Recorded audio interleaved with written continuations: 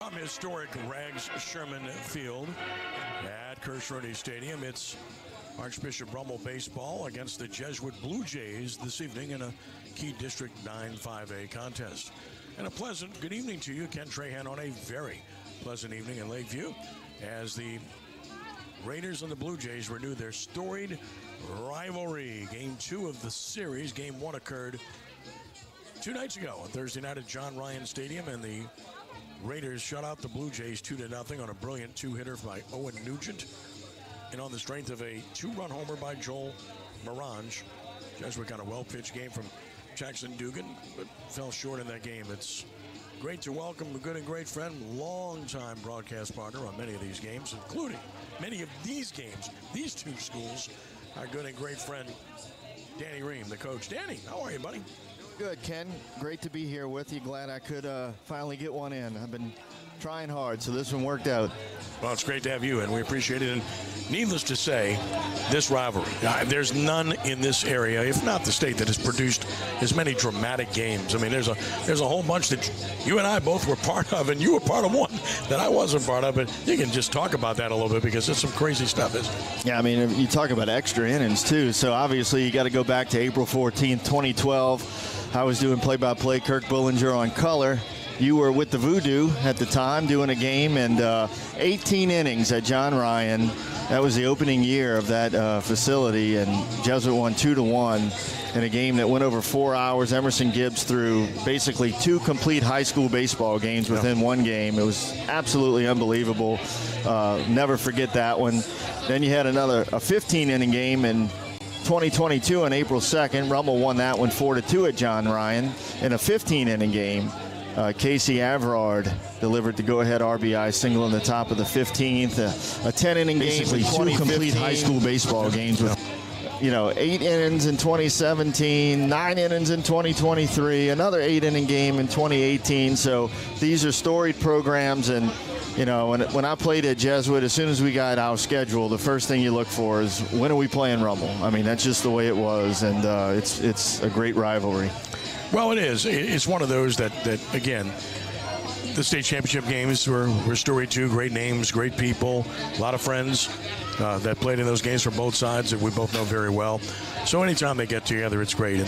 And just unbelievable players and success amongst these programs on the year. Jesuit comes in 23-8, 10-3 in the Catholic League. Let's take a look at the standings as we speak in District 9 5A as we get a good look at where we are right now. And Brother Martin has already won its game today. The Crusaders defeated Carr 15-0 to get to 11-3 on the season in District 9 5A.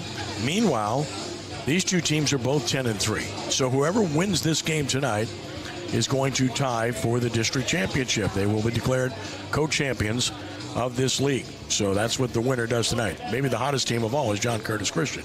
They're now 10-4. They've really run off a string of wins in this league. Holy Cross, a good team at 7-6. So again, Danny, no surprise with this league. It's not just the records in the league, but the records overall. I mean, 28-5, 24-7, 23-8, 26-6, 21-10. These are good baseball teams. Yeah, I mean, it's a great league. It's a special league. It's like the SEC of high school baseball, as far as I'm concerned. You go through the gauntlet, playing just the schedule in this district, and it prepares you for postseason play. And all these teams, whoever gets hot, whoever's hot at the right time, could make a run to a state championship. And that's because the league prepares you. You're battle tested when you get to the postseason. It's Archbishop Rummel and Jesuit. We'll take a timeout here. When we return, we'll set the stage. We'll give you the starting lineups, and we'll have the first pitch of this evening's game from historic Crescent Stadium as we continue with more of Rummel Baseball here on 106.7 The Ticket and at CrescentCitySports.com.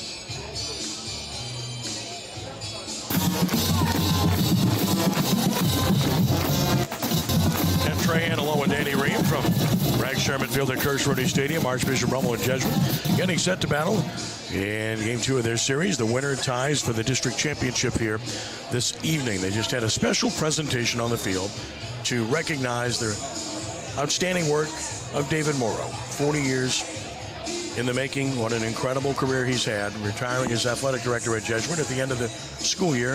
Respected by everyone, yourself included, Danny. You know that up close and personal. Absolutely. I had the pleasure of playing for him and then coaching with him, so I got to see him from both sides. And, you know, a great person to begin with, an extremely hard worker, and about as detailed of a coach as you're ever going to find. I mentioned this the other day at lunch when I was speaking on Wednesday. I've still got some of the handwritten practice plans, you know, from when I coached with him, you know, down to the second of what we were doing. And his teams were always well prepared, always played hard, came back like there was nothing to it. And it was just the work ethic and, you know, the toughness that he instilled in his teams. Speaking of coaching, you coach with Kenny Goodlett Sr. Kenny Goodlett Jr. has done an excellent job since he took over this program. It's almost a decade. He's been there for a while now, and he's done a great job. You coached with Frank Cazzo as well, and he's the dean of coaches in this league, if not in the entire area, for how many years of service he's given, and state championships at 2 schools. Pretty special, right? Yeah, it is. All these guys are great men, and you know, I was really blessed early on in my career to be around a lot of great baseball people. And, you know, got to mention certainly Kenny Benor as well out at UNO when I coached under Randy Bush, Cazzo, Morrow, you know, just guys that I was able to, you know, learn a lot of good things from. And like I said, great people, hard workers, and that's the reason why I've had so much success. Of course, Kenny Goodlett Sr. has been with me for a long time in the summers. And then Kenny Goodlett Jr., I know he's certainly proud of his son, who's done a great job here at Jesuit, who was the assistant coach under 3 head coaches and then got his shot, and he's done a heck of a job with it. Starting lineups, first of all, for the Blue Jays under the direction of Kenny Goodlett, 23-8, 10-3 in District 9-5A. Leading off in center field, Michael Brothers. Batting second in left field, Griffin Gendron. Jackson Dugan is at third base, hitting third. It's Brennan Janson, the cleanup hitter and right fielder. Logan Nelson at first base will bat fifth. Marshall Sirio, the shortstop, hits sixth. Derek Delat at second base, bats seventh. Joe Bosco, the DH, hits eighth. Austin Gedry will catch and bat ninth. It's brothers Gendron and Dugan, Janson, Nelson, and Sirio. Delat, Bosco, and Gedry, and on the mound for the Blue Jays will be Mace Martin. For the Raiders, 24-7, 10-3 in District 9-5A. Under Frank Cazzo, leading off in left field, Bo Stevens. Batting second, shortstop Ian Smith. Hitting third, the DH, Owen Nugent. Cleanup hitter, right fielder is Bryce Hingle. Batting fifth at third base, Joel Morange. Brody Giglio, the catcher, hits sixth. Tyler Formo at first base is batting seventh. Ben Hurd at second base will hit eighth. Jack Hurd, the center fielder, batting ninth. Top 3, Stevens, Smith, and Nugent. Middle 3, Hingle, Morange, and Giglio. And the bottom 3, Formo, Ben Hurd, and Jack Hurd. No relation, different spelling. On the mound for the Raiders will be the senior right-hander, Brennan Ramon. Jesuit will be, well, I don't even tell you what they're wearing, right? But they don't have many options. That was one thing that Coach Dave and I used to go back and forth on, because I'm like, let's get like a solid blue jersey. Yeah. Or one day I drew up a nice-looking black jersey with royal blue and white on it. And, of course, he told me, Danny, get out of here.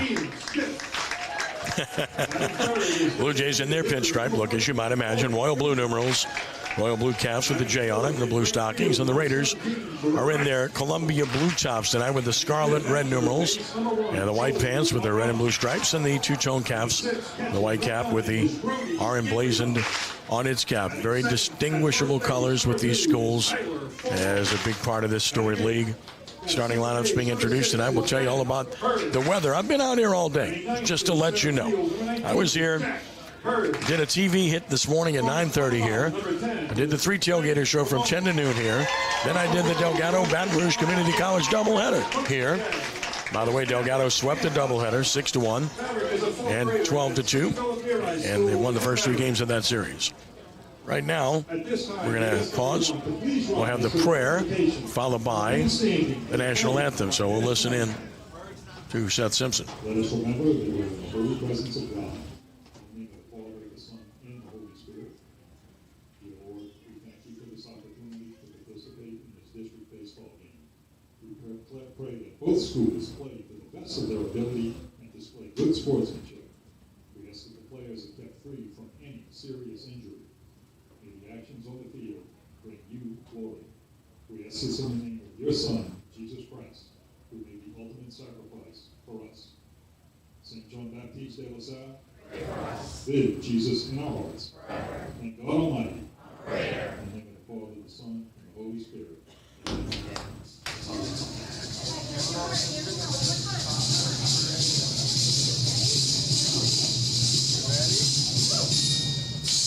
Oh, say, can you see by the dawn's early light what so proudly we hailed at the twilight's last gleaming, whose broad stars and bright stars through the perilous fight o'er the ramparts we watched were so gallantly streaming, and the rocket's red glare, the bombs bursting in air, gave gloom through the night, and our flag was still there.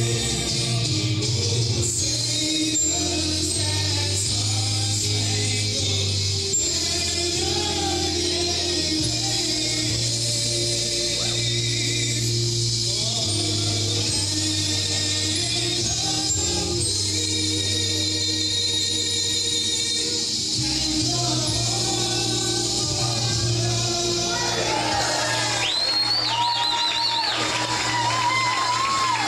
Along with Danny Ream, I'm Ken Trahan.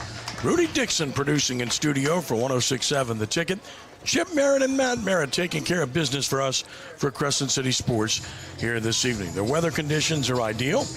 The skies are perfectly clear, sunny, 77 degrees. Humidity's low, and the wind is out of the southeast at 4. If it's doing anything, it's working in a little bit here this evening. Raiders have taken the field with Stevens in left, Jack Hurd in center, Hingle in right, Morange third, Smith at short, Ben Hurd at second, Cuomo first, Giglio doing the catching. On the mound is the senior Brennan Ramon for the Raiders. Ramon has made 8 appearances, 6 starts. He's 4-2 with a 4.16 earned run average, 32 innings pitched, 30 hits allowed, 20 runs, 19 earned. He's walked 20 and struck out 32. Is a whip of 1.56, so he's a senior. He's been around. Of course, that is another legacy family, the Ramones, and this is another one that's come through, and this family is deep in Archbishop Rummel. We see a lot of that with these schools, don't we? Absolutely. And the interesting part of it all is when you see a Jesuit grad send his kid to Rummel and a Rummel grad sends his kid to Jesuit. You've seen a lot of that over the years as well. But, yeah, lots of legacies within the schools, and also a lot of interesting father went one place and the son went another place. That's my family, so I know that one very well. Goes without saying, so we're good, and we're looking forward to bringing this to everyone tonight. Lights are on to start the game here at Crescent Stadium, and Ramon taking his warm-up tosses. He'll be facing brothers Jean-Dron and Dugan to get things started here in the first. We do expect our friend Kirk Bollinger to join us at some point, as he's a APB parts unknown, right? Driving who knows where. So the world traveler, he's all over the place all the time, but he's on his way and he's coming, and he'll be here at some point. We'll be able to get him as part of this. So one way or the other, he'll be here, right? Oh, yeah. Oh, Bully will be here at some point.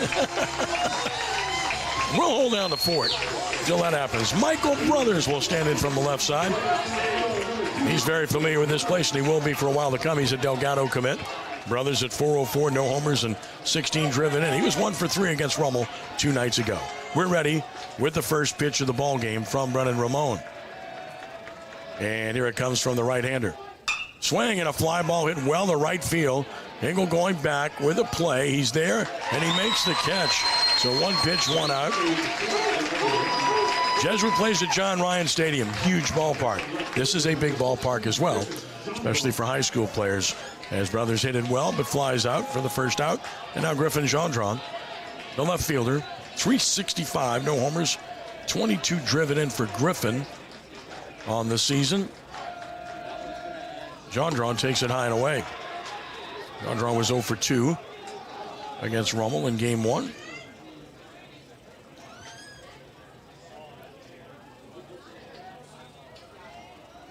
Ramon with the 1-0 pitch. Way outside and high, 2-0. Raiders' top pitcher is Owen Nugent. He's the one that shut out Jesuit 2 nights ago. Their second pitcher is Grayson Schexnayder. He pitched against Holy Cross this week. He could possibly be used in relief tonight. Bryce Ingles, their other excellent pitcher. That is, I guess, high, and it's 3-0. So Frank Cazzo will not hesitate to use 2 or 3 tonight. Opportunity presents itself.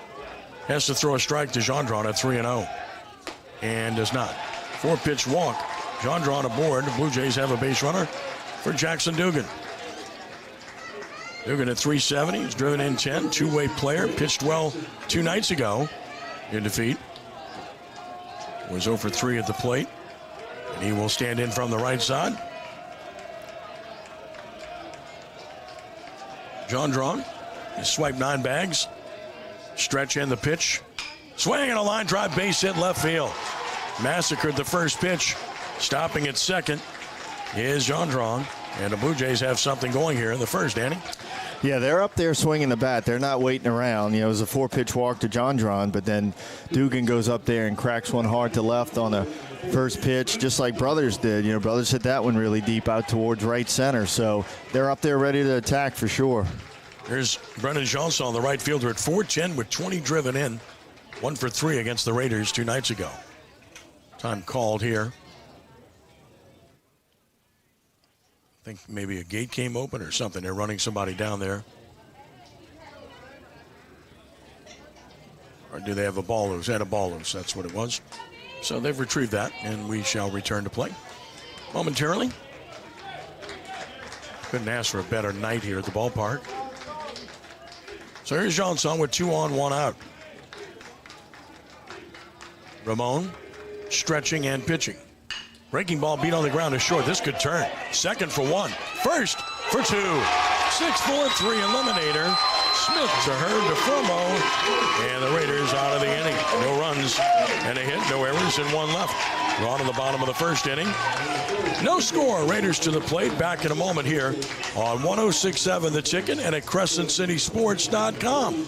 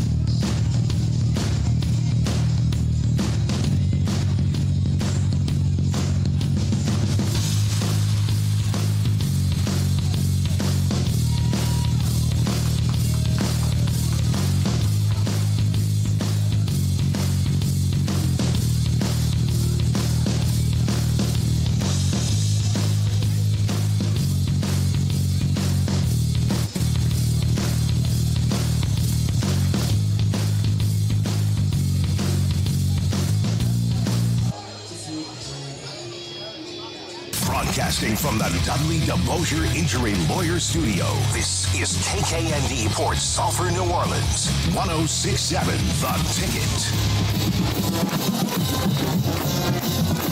Blue Jays on the field in the bottom of the first have Gendron at left, Brothers center, Johnson at right, Dugan third, Sirio short, Herrick Delat second, Nelson at first with Gedry catching. On the mound is the outstanding right-hander Mace Martin. Martin is a senior. He is a Delgado commit, 6'1", 205, and he's been very good this season. Martin coming in, 8 games pitched. He is 5-1 with a 1.45 earned run average. 43 1/3 innings pitched. He has allowed 35 hits, 13 runs, only 9 earned. What's impressive is that he does not walk people. Only 7 walks the whole season. To go with 35 strikeouts. That's a ratio you love to have right there. You gotta love strike throwers. Bo Stevens leads it off. As good a young hitter as you'll find anywhere in Louisiana. Just a freshman. He's special. 365 And he swings and lines the first pitch up the middle. What a swing this kid has. Danny, this is a freshman. This kid's, he's something else. 5 homers, 29 RBIs, and you saw the swing. Well, you know, you've seen him from time to time in this league, and it's a hard league to break into a lineup as a freshman, so that speaks volumes in and of itself. But, yeah, he's a heck of a looking player, and definitely somebody to watch as he gets older, bigger, stronger, better. Ian Smith, the batter, the Northwestern State commit, the junior. 337, a homer, 22 driven in. Strike called on the outside edge. The shortstop was 0 for 3 against Jesuit in the first matchup. Double plays in order. There's hitting room through the right side. Stevens has a pretty good lead at first base. Checked by Martin. The pitch is high, and it pops out of the glove of Gedry. That has to go as a pass ball, not a wild pitch. And Stevens to second base. I mean, the pitch was high, but it's a pitch he could have handled, Danny. Yeah, it just popped out the mitt. Got away from him, and Rummel with a man in scoring position with nobody out. In games like this, you know, championship-type games, you're playing for a share of the district title. You gotta be on top of things. Can't let that get away. 1-1 the count. Runner second, nobody out. Is he swinging or bunting? He's swinging, and he took a strike right down the middle. It's 1-2, so Smith in the hole now.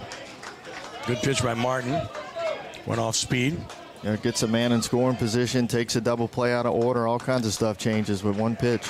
Smith's job here is to try to get that runner to third if he can't plate him with less than 2 outs. 1-2 the count on Ian. And Martin brings it. And a swing and a pop foul. He jammed him. Fights it off. Holding at 1-2. The bottom of the first with no score. Rummel and Jesuit here at Crescent Stadium.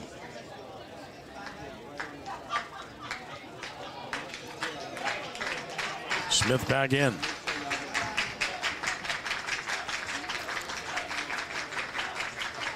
Martin taking a while here. Gets the one he wants from Gedry. And delivers. And a swing and a miss. He struck him out. Big strikeout. Recorded by Martin to keep that runner at second with 1 out. And now Owen Nugent to the plate. The outstanding two-way player, the junior. 313, no homers, 22 RBI. He was 0 for 3. 0 for 1, I should say, with 2 walks and scored a run in that first game ahead of the home run by Morange. Of course, he pitched a complete game 2 hitter. Owen waits. Martin stretches. Pitches on the way. Swinging a foul. He was jammed as well. It's 0-1. Martin able to pitch inside effectively early on. Yeah, he comes from the side a little bit, and he's running that fastball right in on these right-handed hitters' hands. Pretty good.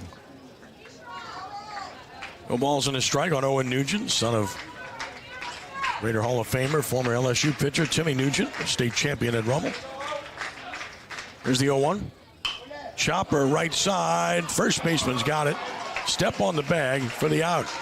That's a good job by Nelson. He's tall, and he needed to be tall there on that chopper. That's what Rummel needed 1 out previously. Runner to third, but now 2 outs, and Bryce Hingle will bat.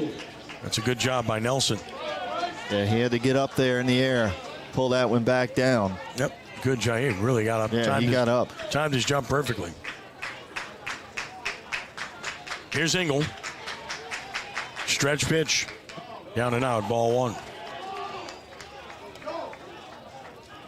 It's only the first inning, but these games, Jesuit and Rummel, they're always low scoring in most cases. So, you know, a man on third, 2 outs. Jesuit trying to get out of it. Rummel trying to get a clutch hit. Yeah, Logan's 6'3", and he used all of that to get that ball. I mean, if you're 2 or 3 inches smaller, you might not have had that one.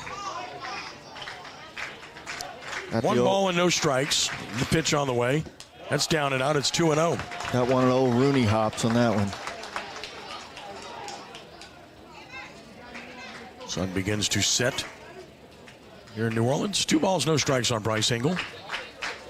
Stevens at third with 2 outs and the pitch. And a chopper to second should end the inning. Easy hop for DeLatte. He'll throw him out. No runs and a hit. No errors. 1 stranded. We've played 1. There is no score from Kirsch Rooney. Back in a moment with Rummel Baseball on 106.7 The Ticket and at CrescentCitySports.com.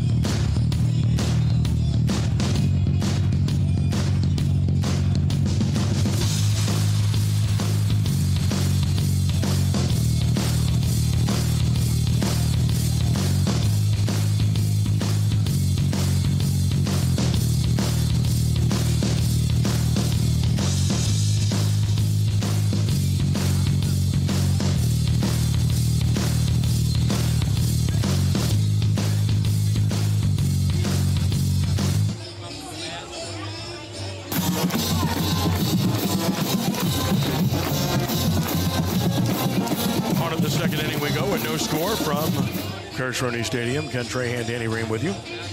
Back to the mound goes Brennan Ramon. He pitched a fast first inning. Only 7 pitches used in the first inning, even though he gave up a hit, got a double play turn behind him. So, very fast inning for him, included a 4-pitch walk. He'll face Logan Nelson, which tells you Jesuit's been going after the first pitch consistently here. Nelson, Cirio, and DeLatte for the Blue Jays here in the second inning.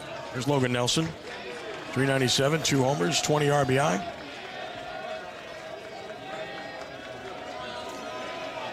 First pitch, up and in, ball 1. Big kid, good-looking player, sophomore for Jesuit. Nelson, 0 for 2 with a walk against Rummel in game 1. A lot of pop in this bat. Up and in, and did he go? No, and it's 2-0. So Ramon falls behind. 2 balls and no strikes.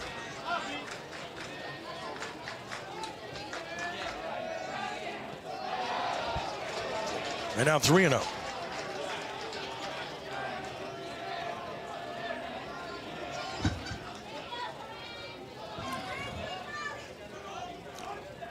Three balls and no strikes. Well, Nelson leading off the top of the second.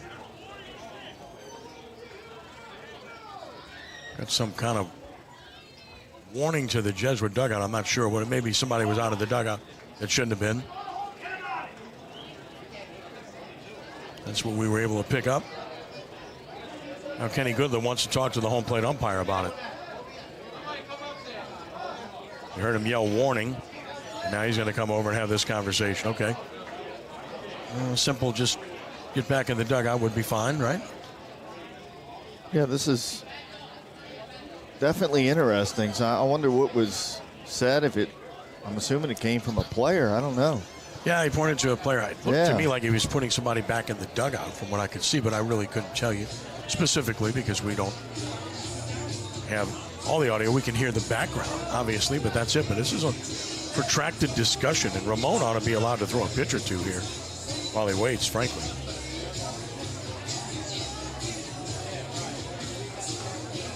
And it's still talking.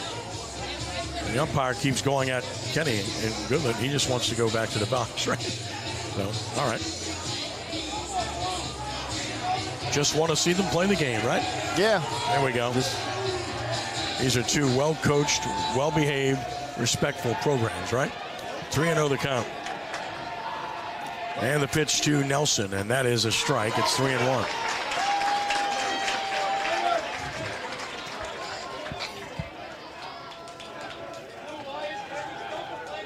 Now the 3-1. Walked him. So second walk already issued by Ramon, and this is the leadoff variety, which usually doesn't bode well for the team in the field. Marshall Cirio will bat. Cirio at 305. No homers, 16 driven in, 0 for 3 against the Raiders in game 1. Stretch Ramon. Pitch coming, gonna bunt, took it way high. So Ramon scuffling with his command. Snap throw to first. Runner back, and Giglio has a good arm. Yeah, keeping him on his toes down there. Giglio shooting behind him. Straight up defensively are the Raiders, outfield and infield, looking for the double play ball. Turned 1 earlier. Showing bunt early. Takes another pitch down, so 2-0 again. And now he might just show bunt, because you got to have a pitcher that can throw strikes. You're almost going to run a pitcher to the bullpen right away. It's like Bryce Stuprich is running down there. Here's the 2-0 pitch. That's a strike, and it's 2-1. And he was just showing bunt and taking. So Stuprich will start soft tossing in the bullpen. See if the bunt's still on or if they were just trying to work the count a little bit. Short lead at first. 2-1 pitch, going to swing, and he hits it straight up into center field for Hurd. Coasting over in the right center. He's there. He's got it with 2 hands. Round number 1. You bunt there if you feel like you're going to have a very low-scoring game. I think there's a feeling they can score tonight more so than the other night. I think both sides feeling that way, although the pitchers aren't good. Here's Derek DeLatte, the second baseman. Having a very good season. 373 is the average. A homer, 22 driven in. 0 for 3 against Rummel. Left-handed hitter. Waits for the pitch. It is low for ball 1. To DeLatte. Senior.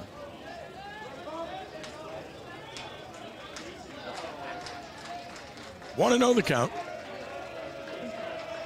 Next pitch coming. That's a strike, and it's 1-1. Giglio does a good job of receiving and throwing. Rummel had Lenny Klein the last few years. He was awfully good. He's at Delgado starting now. 1-1 the count. Next pitch on the way. Way high. So 2-1. He's falling behind pretty consistently here, Dan. Yeah, he's missed up with that fastball a good bit so far. He needs to get that pitch down in the zone. That can hurt you up there. 2-1 on DeLatte. Runner first. With one out here in the top of the second. No score. From the stretch, Ramon with the 2-1. Runner goes. Got a great jump. Swinging a pop-up. Behind the plate. And caught. Throw to first. And it should be a double play. And it is. As Giglio doubles off Nelson. He was running on the play and couldn't retrace his steps. Rummel has its second double play in as many innings. 2-3 put out in the inning. No runs, no hits, nobody left. Bottom of the second coming with no score. And we're back in just a moment here on 106.7 The Ticket and at CrescentCitySports.com.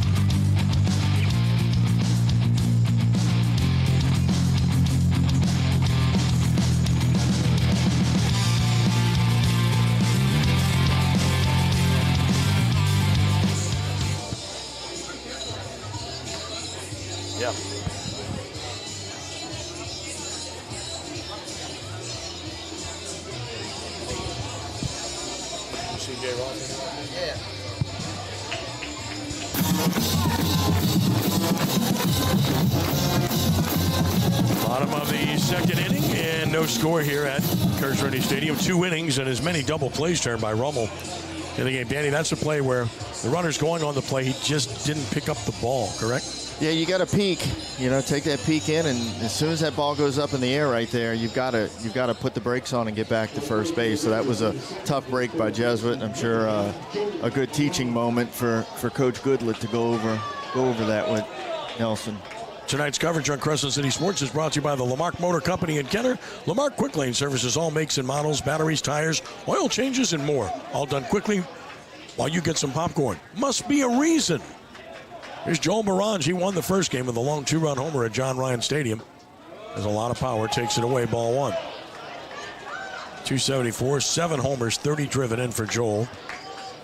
Fine third baseman for the Raiders. Has a quick bat. He pulls the ball on a regular basis. And that got this generous strike over the outside corner of the knees, 1-1. That's a pitch that if the pitchers get in this one, they're going to be effective. There's the 1-1 pitch. Breaking ball sits high, 2-1. Good recognition by Morange. If you recognize the pitch out of the hand, you don't go out of the zone nearly as much. And the 2-1. Down, it's 3-1. Giglio and Formo to follow for the Raiders here in the bottom of the second inning.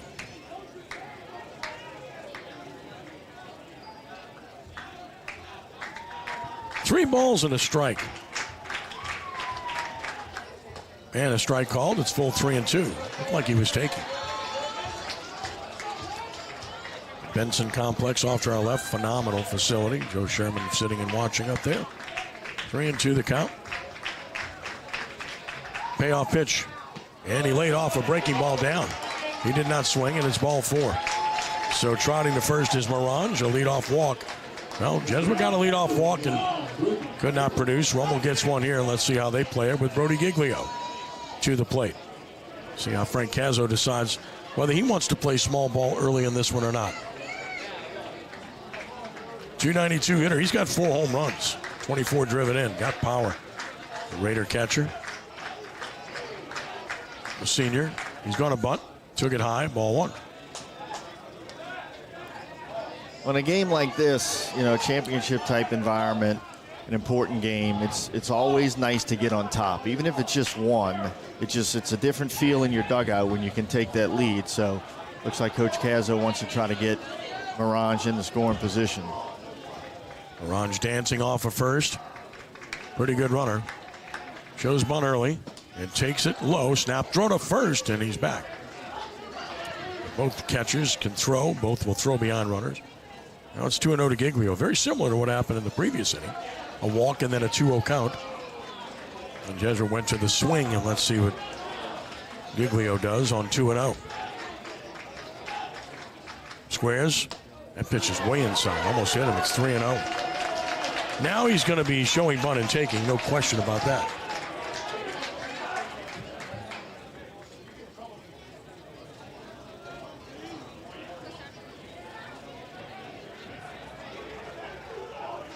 Martin has to throw a strike. He cannot. Way inside. Fastball, back-to-back walks, nobody out.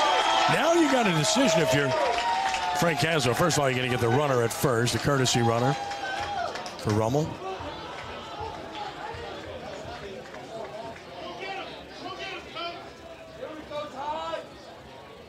They'll have the discussion first, which Cazzo will talk it over with his players. For John Schnabel will run at first, it appears. And we get a visit to the mound, of course, as well. Now, here's the point, Danny, because you've got your hottest hitter up, Tyler Formo. It's a bunt situation, but you got your hottest hitter up with 2 on, nobody out. So you got a real decision for Coach Cazzo here. I mean, Formo's been swinging the bat great. And a left-handed hitter. Schnabel runs at first.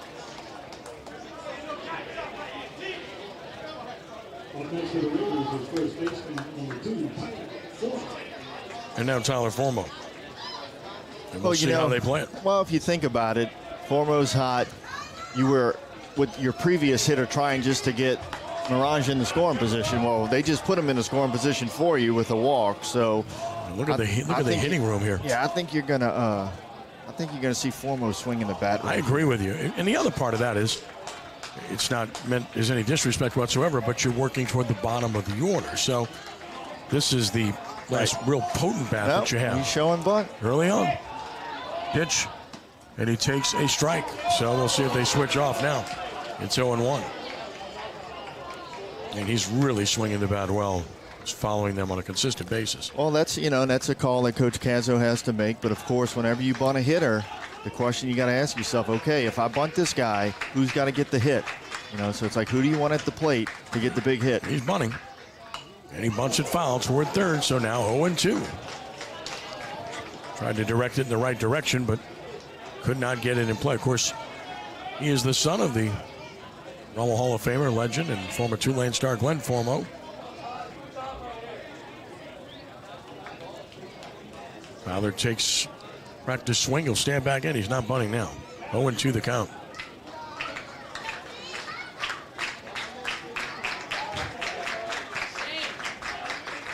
Martin taking a lot of time, now stretching. With the 0-2.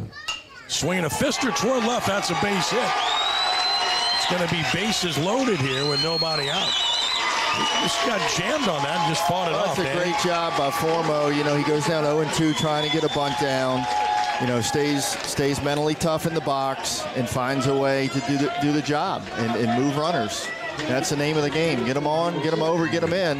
And Rummel's in a good spot right here for sure. Nobody out with the bases juiced. Well, we'll see how Ben Hurd and Rummel play it here. Hurd is hitting .289, 12 RBI, 0 for 2 against Jesuit. Certainly capable of bunting here as well. From the full windup, he squares the bunt, and he took it inside. I've seen him a lot. He will bunt quite a bit. It's 1-0. Of course, that is the safety variety there, if in fact he does bunt. Well, the bases are loaded, so you got a force at the plate. Correct. I don't know. I think he's just trying to work the count a little bit, I would imagine. In all likelihood, with nobody out. I think that fake bunt is giving Martin a little trouble, and they're just trying to work the count a little bit. Yep. Pull the bat back. He was taking. It's a strike, and it's 1-1. Gets a lot of people moving, though, in the process. Sure does. You got to respect it. Bases loaded. Nobody out. Big shot for the Raiders up on top here in the bottom of the second inning. Ben Hurd waits. Mace Martin stretches. Pitch, gonna swing, and he took a ball down and away. It's 2-1.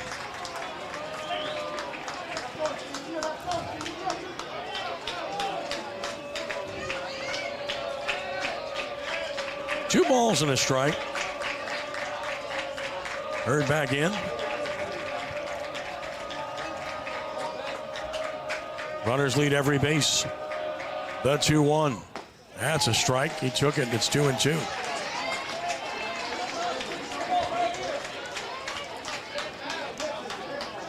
Well, with the bases loaded like this, you're trying to get something to the outfield. Don't want to hit a ground ball in the infield. Give Jesuit a chance to. Well, they're back at second and short, right? But they're in at first and third. Trying to get something to the outfield. The 2-2 pitch to Ben Hurd. He swings and fouls it back to the netting. Count holding at 2-2.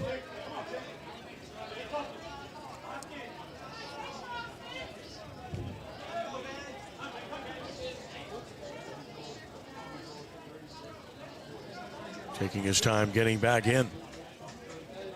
Orange third. Schnabel second. Formo at first. 2-2 the count. Mace Martin peering in for the sign is set. And pitching. And back to the backstop, but it carried him right back to the catcher, Gedry, and wisely the runner holds at third. And now it's full 3-2. You talk about a good bank. That ball banked right back to the catcher. Would have been dead at Rome. Yeah, it was thrown so hard it was like a trampoline. Came right back at him quick. Martin kind of marching around a little bit out there. I don't think he's too happy right now. He's not comfortable at all. 3-2 the count. Bases loaded, nobody out. Martin from the stretch to the plate. Swinging a foul. What a battle this is. We'll see the 8th pitch of the at-bat.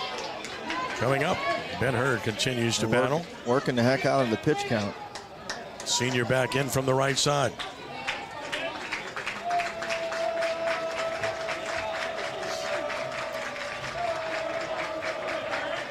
Martin again taking a lot of time here. Is ready, payoff pitch, and ball 4. And the Raiders have taken a 1-0 lead on a bases loaded walk to Ben Hurd. That's a very good at bat. As Orange scores, Giglio to third and Formo to second. And still nobody out. And now Jack Hurd, who is also heading for Delgado, will bat. He's hit 200 with 5 RBI, 1 for 3 against Jesuit 2 nights ago. Infield in, he's another guy that bunts quite a bit. Stretch, squares early. It pulls the bat back and took a strike. It's 0-1. Seen that a lot from both teams. Chance for a big inning for the Raiders. Oh, with the bases loaded, I mean, if you would be bunting, it's got to be a suicide squeeze because you've got a force at the plate. All they do is pick it up and flip it to the plate if you're not going. So I don't think he's really bunting. I think they're just using this to work the counts. No balls and a strike. Runners lead every base. The pitch.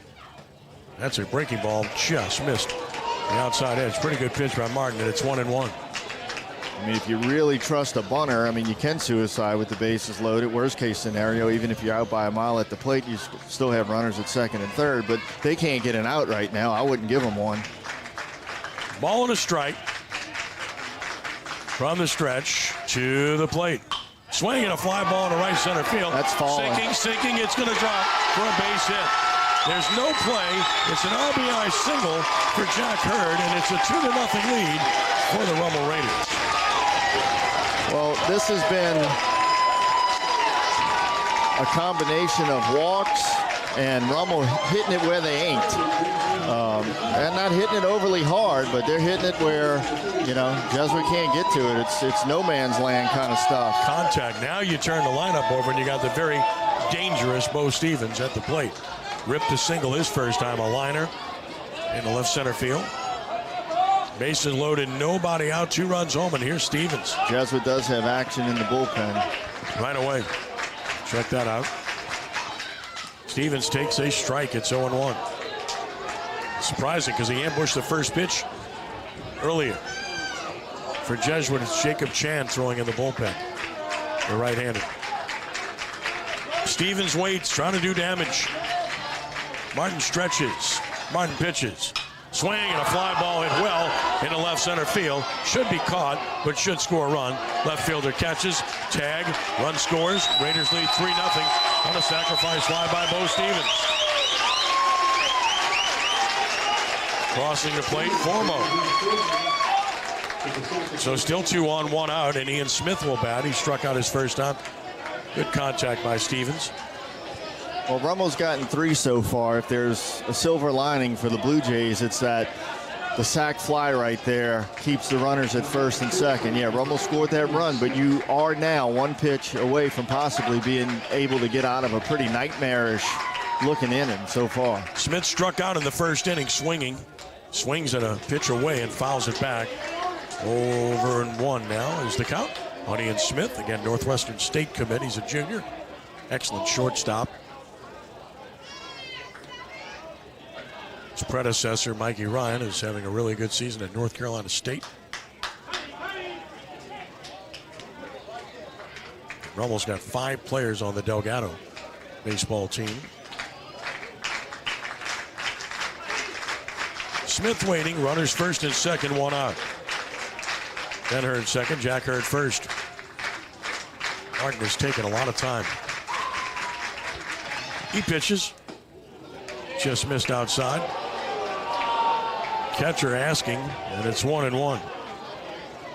That's kind of how it goes when you're struggling. You get close pitches that don't go your way. That certainly was one of those from Martin. Just off the plate, yeah. 1-1. The Jesuit fans wanted it, but didn't get it. Ready once again.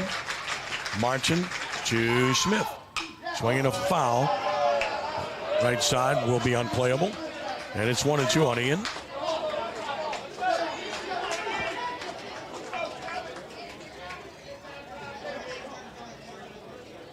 Martin wants a new ball. We'll get one. Excellent crowd, as you figured it would be. Would have even been bigger, but the kids have been out of school. So normally when you have those 100 or so students here, you see this place exploding. You got a few here, but not normally because they haven't been in school. It's a weekend. 1-2 the count. Big crowd nonetheless. Stretch and the pitch. Breaking ball away. And it's 2-2.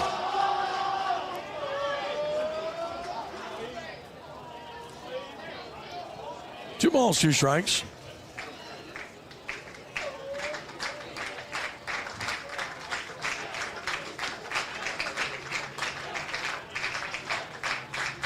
Long look, here it comes. Swing and a miss. He struck out Smith for the second time. That's a big strikeout from Martin. He needed that. Yeah, he needed that for sure. As they try to work out of this, I tell you what, if I'm Kenny Goodlett and we only give up 3 right here, I'm feeling pretty good about getting out of this. This could have got really messy. Owen Nugent grounded the first back in the first.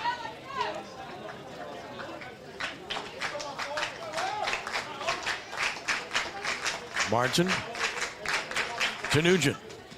Down and out, and that ball got by the catcher, but the runners didn't read it. Not a good read. You got to read right away if you're going to break, and that didn't happen on the bases. That's one where they definitely could have advanced. That ball got about 8 feet behind Gedry.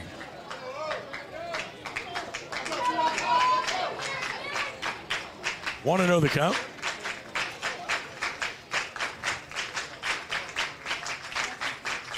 Another. Right down the middle. It's 1-1. Nugent took it.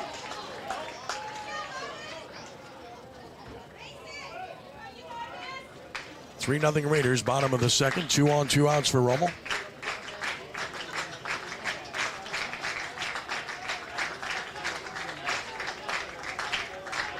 The 1-1.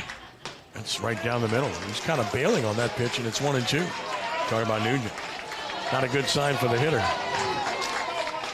Oh, Martin's arm slot's pretty interesting, and he gets a lot of arm side run on the ball. So, you know, right-handed hitter might think that thing's coming right at him. Yep. And I think that's what you saw right there.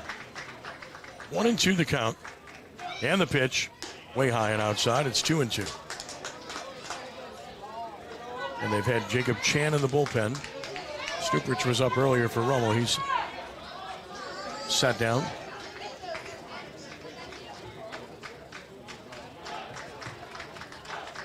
Two balls, 2 strikes. And the pitch to Owen. And a breaking ball missed down and out, just missed. Full 3-2. Martin kicking like he wanted that one. These pitches are about a ball or 2 off the plate. Occasionally you'll get those called. But probably just off the plate. It looks like Coach Goodlett somewhat frustrated that they're not getting any of these calls. Yeah, that was down more than anything, but it was he's pretty animated. Payoff. Swing and a miss. He struck him out. So Martin able to pitch his way out of it with 2 strikeouts. 3-run score for Rummel. It happens on 2 hits. No errors, and the Raiders strand 2. They've left 3, and after 2, it's Rummel 3 and Jesuit nothing here on Crescent City Sports and at 106.7 The Ticket.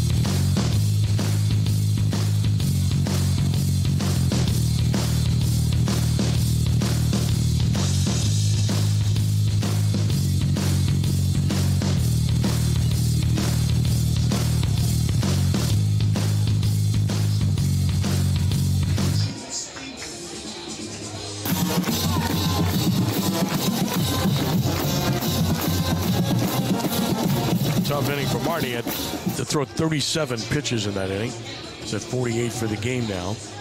But he had 2 big strikeouts to get out of the inning against good hitters. To escape any further damage keeps Jesuit squarely in this game, especially with its offense. Blue Jays have hit in the 2 double plays, which have hurt them thus far against Ramon, who has thrown just 20 pitches in 2 innings. He's walked 2. And the defense behind him, as we mentioned. Joe Bosco leads it off. Here's Bosco. 273 average. No homers and 18 driven in. First pitch to Joe. That's a strike. It's 0-1 from Ramon. Bosco did not bat in the game against Rummel a couple of nights ago. No balls and a strike. Next pitch is on the way. Swinging a foul back. And it's 0-2.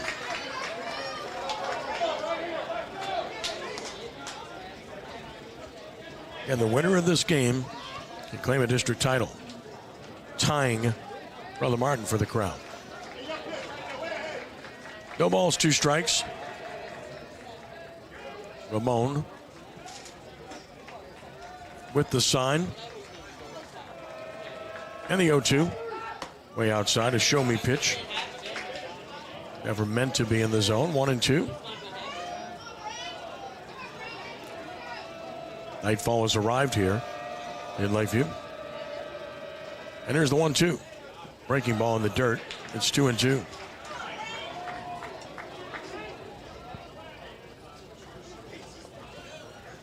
Two balls, 2 strikes on Bosco.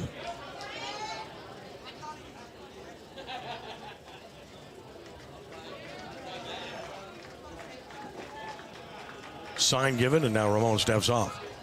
And now he wants his catcher to come out. So they aren't able to get together here. Just a quick word or two, something like, throw this pitch.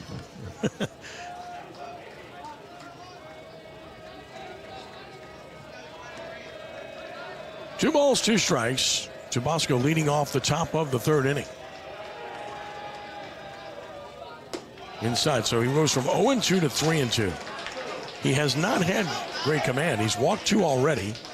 They're behind in counts, and he's 3-2 here. Especially after you put up 3 on the offensive side, the last thing you want to do is walk the leadoff man. And a swing and a miss. He did not. Moscow fans out number 1. And the first strikeout for Rummel. We'll get Austin Guidry to the plate. The catcher at 280, 20 RBI, 0 for 2 against Rummel in the first game.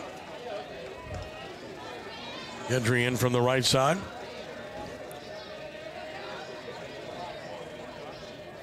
First pitch coming. Inside. Well, he's missing up and in quite a bit, arm side. That has to be somewhat mechanical, I would imagine.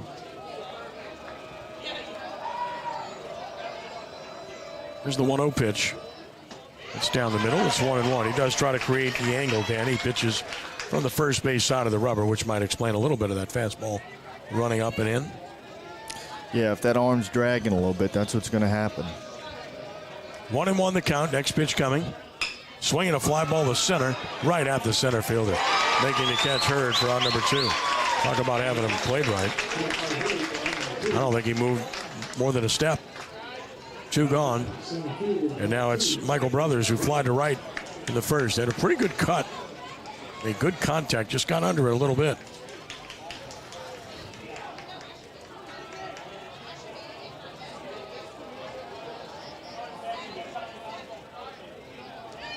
First pitch. Just the outside edge with a fastball. Could see him really trying to get his fingers out there on that one. And the location of the pitch was much better. Here's the 1-0. Missing up and in, 2-0. We have a straggler. 2 balls and no strikes here. Michael Brothers with 2 outs, nobody on here in the top of the third. That's high, and he's 3-0. This is a player that if he gets on, can run and may very well run.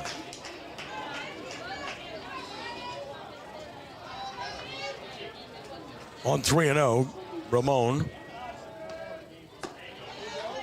misses outside. So a 4-pitch walk to Brothers. He's walked 1 in every inning. He's really kind of flirting with issues, Danny. He's not really been in command at all. Been behind in counts. He's walked 3 already.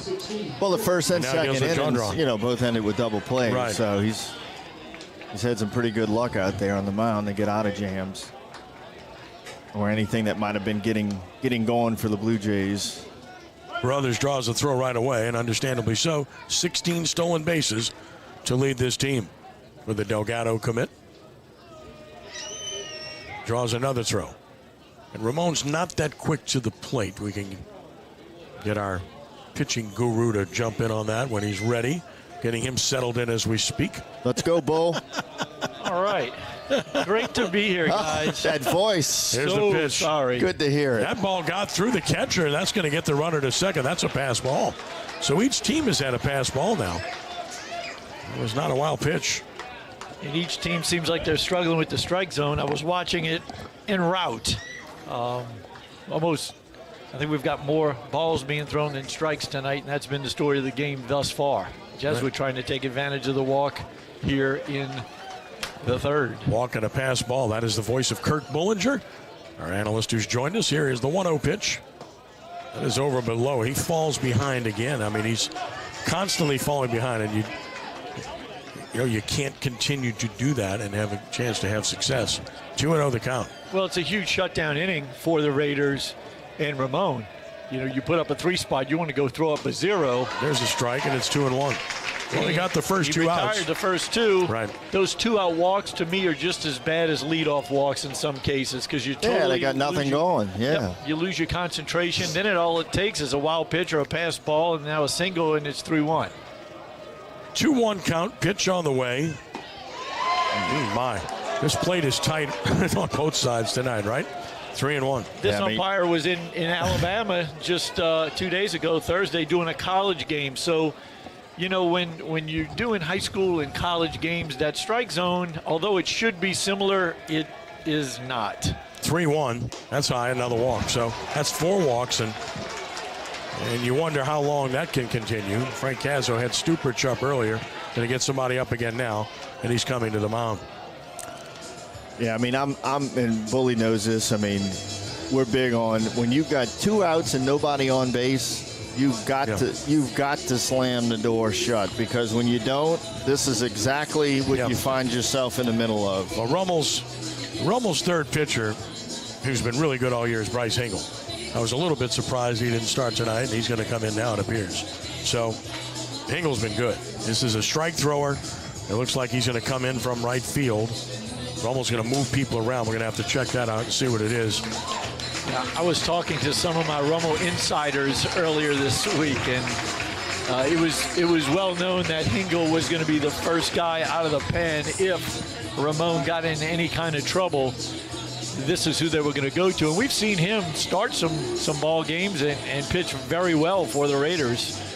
He's their third best pitcher. In fact, all 5 of his appearances have been starts. Yeah. So this is the first time he's out of the bullpen, and he's 4-0 with a 1.62 earned run average.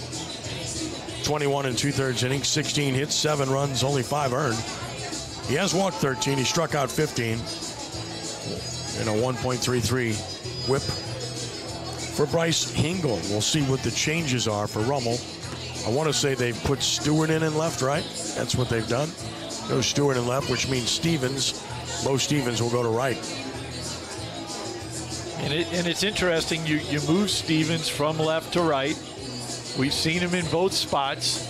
We've seen him play better in left than we have in right. He seems to be more comfortable in left than he is in right. So that could loom large here in this ballpark, and we've talked about it time and time again. It's 330, it's 370, 400, but it seems to play bigger than that in the gaps, doesn't it? Yeah, I just did 2 games here earlier today for Delgado, and yeah, it's a legitimate college ballpark. And high schools play here, and you got to earn it. But you got a lot of gaps to cover in the outfield, Kirk, to your point. And you take Hingle out and moves people around, and you're right, Stevens is good in left, and this probably doesn't strengthen the defense, but you had to do this because I mean, you just can't keep walking people, and expect to have a chance to succeed. Well, we've said it time and time again, there's no defense for the walk. I mean, there's just nothing you can do as a manager, as a defender, and it just puts you behind the 8 ball, and you really hate to see that happen to a kid who was staked to a 3-run lead, gets the first 2 outs in the inning, and now he's gonna exit stage left when he could have been in line for a win here. Now here's Jackson Dugan, who ripped a single his first time, hit the ball very hard. And he has a chance here to do some damage for the Blue Jays in the top of the 3rd inning.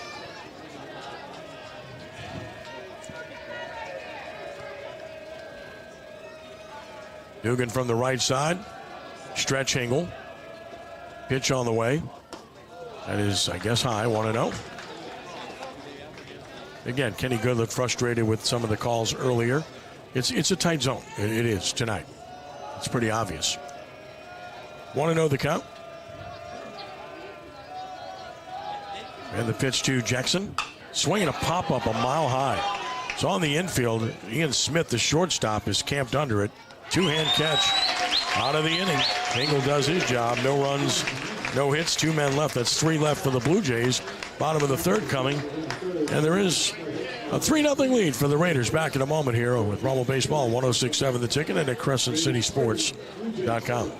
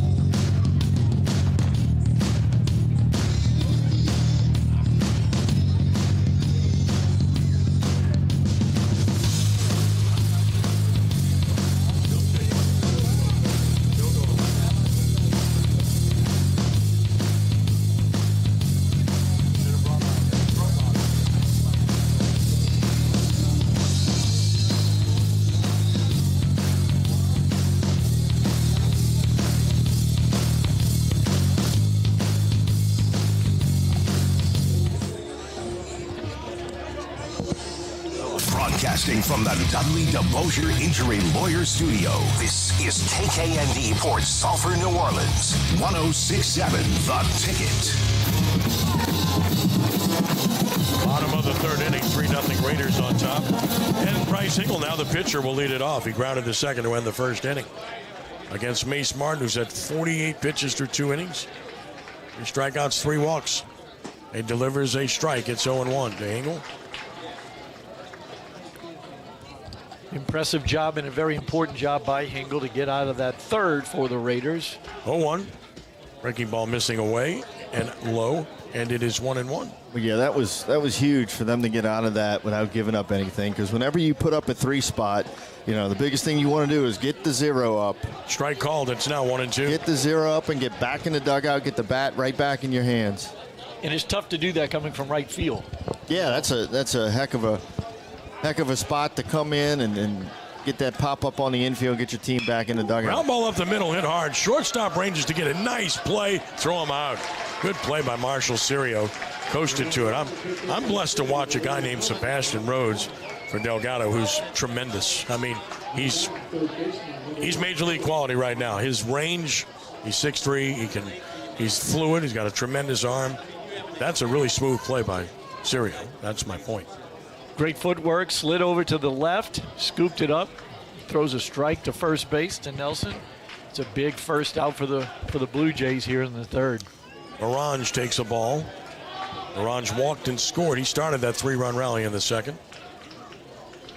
Serio showed good range on that play. Sure did. It went right over the rubber. The ball almost went up the mound, down the mound, and right inside the bag. On fastball the crowds. side. Orange 2-0. Serio will go from being a Blue Jay to a Cardinal this summer. How do you do that? How do you change colors like that so quickly? Swinging a foul back. This kid's got a monster cut. He's got a quick bat and a monster cut, and he fouls that back. It's 2-1. He never gets cheated, Kirk. No. We've seen him quite a few times this year, and he's got one thing on his mind, and that is damage. Damage. That's it. 2-1. It is a violent cut. My dad preaches that to my little boy all the time. Ryan, if you're going to swing it, you got to swing it with bad intention. 2-1. Crowds him. It's 3-1 to Morange. Yep. Knock somebody over if you hit it. That's it. You hit it at him, knock him over. You really want to pitch him played out because he will pull. And he's got a quick bat. 3-1 the count.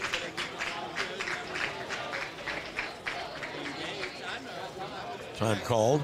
You really have to keep him off balance. That is the way to get him out, because if you throw the ball, if you're trying to throw it outer quarter and you miss by a little bit and he can get out and around it and barrel it up, he is going to hammer it to left. Smashed up the middle. That's a base hit.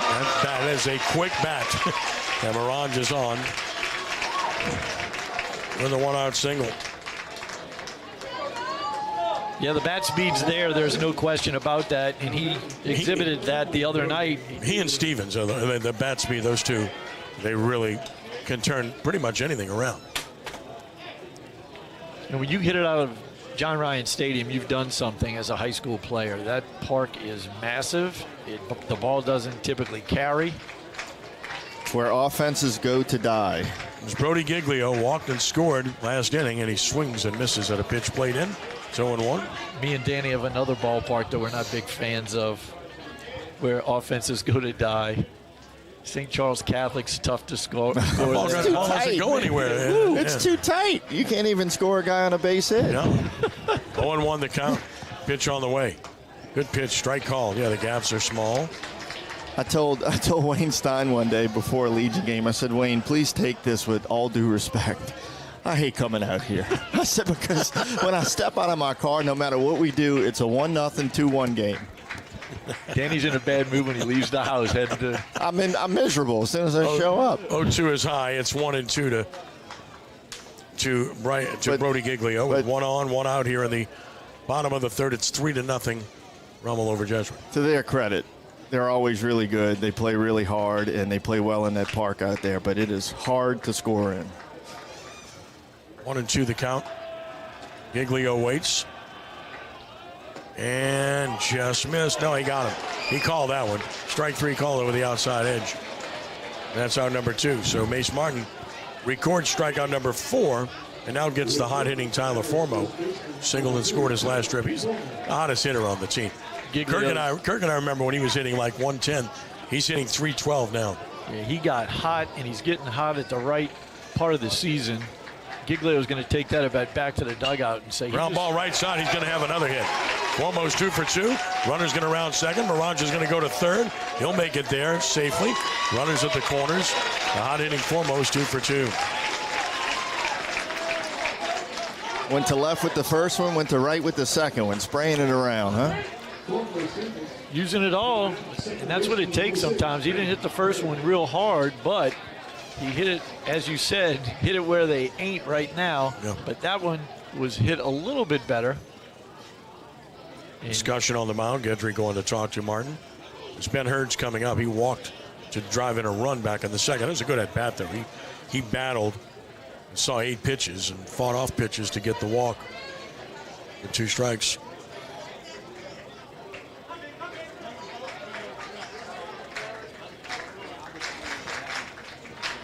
Ben Hurd bats with runners at the corners, 2 outs. Raiders trying to extend the lead with 2 outs here.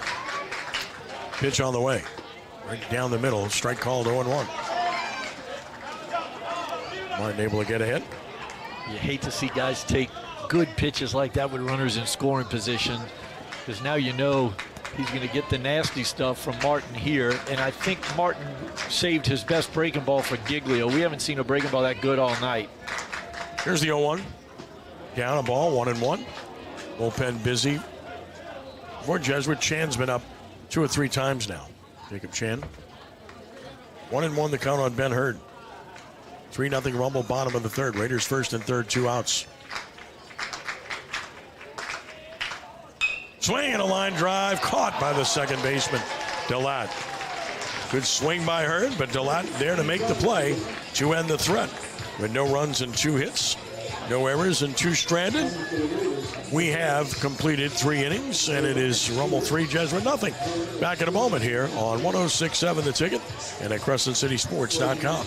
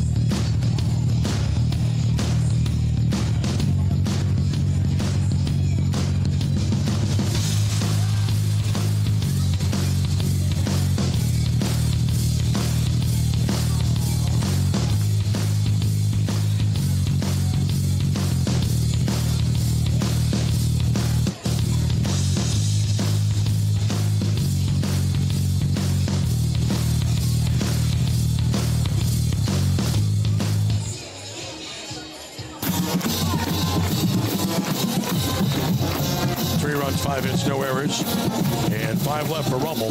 No runs, 1 hit, no errors, and 3 left for Jesuit as we enter the 4th inning. Ken Trahan with Kirk Bollinger and Danny Ream from Crescent Stadium. Hingle back to the mound. Got his out to get out of the last inning. Now faces Brennan Johnson.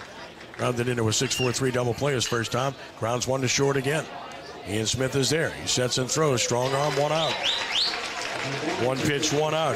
Tricky little hop right there for Smith. It was a high bounding ball, but the second hop hit the lip right where the dirt meets the grass, and it kind of settled down a little bit. He had to make a glove adjustment at the last second. Didn't bother him, and he records the out for out number 1 here in the top of the 4th. Logan Nelson walked his first trip as he stands in from the right side. Pitch on the way. Strike called, 0-1. Joe Sherman watching up on the balcony of the Benson Complex, and he'll like the look of Logan Nelson because he wears those stirrups, shows those stirrups, as Delgado does. Breaking ball, pretty good pitch, called the ball, 1-1 again. That ball off the plate or so has not been called all night for either team, really, with maybe one exception. 1-1 the count.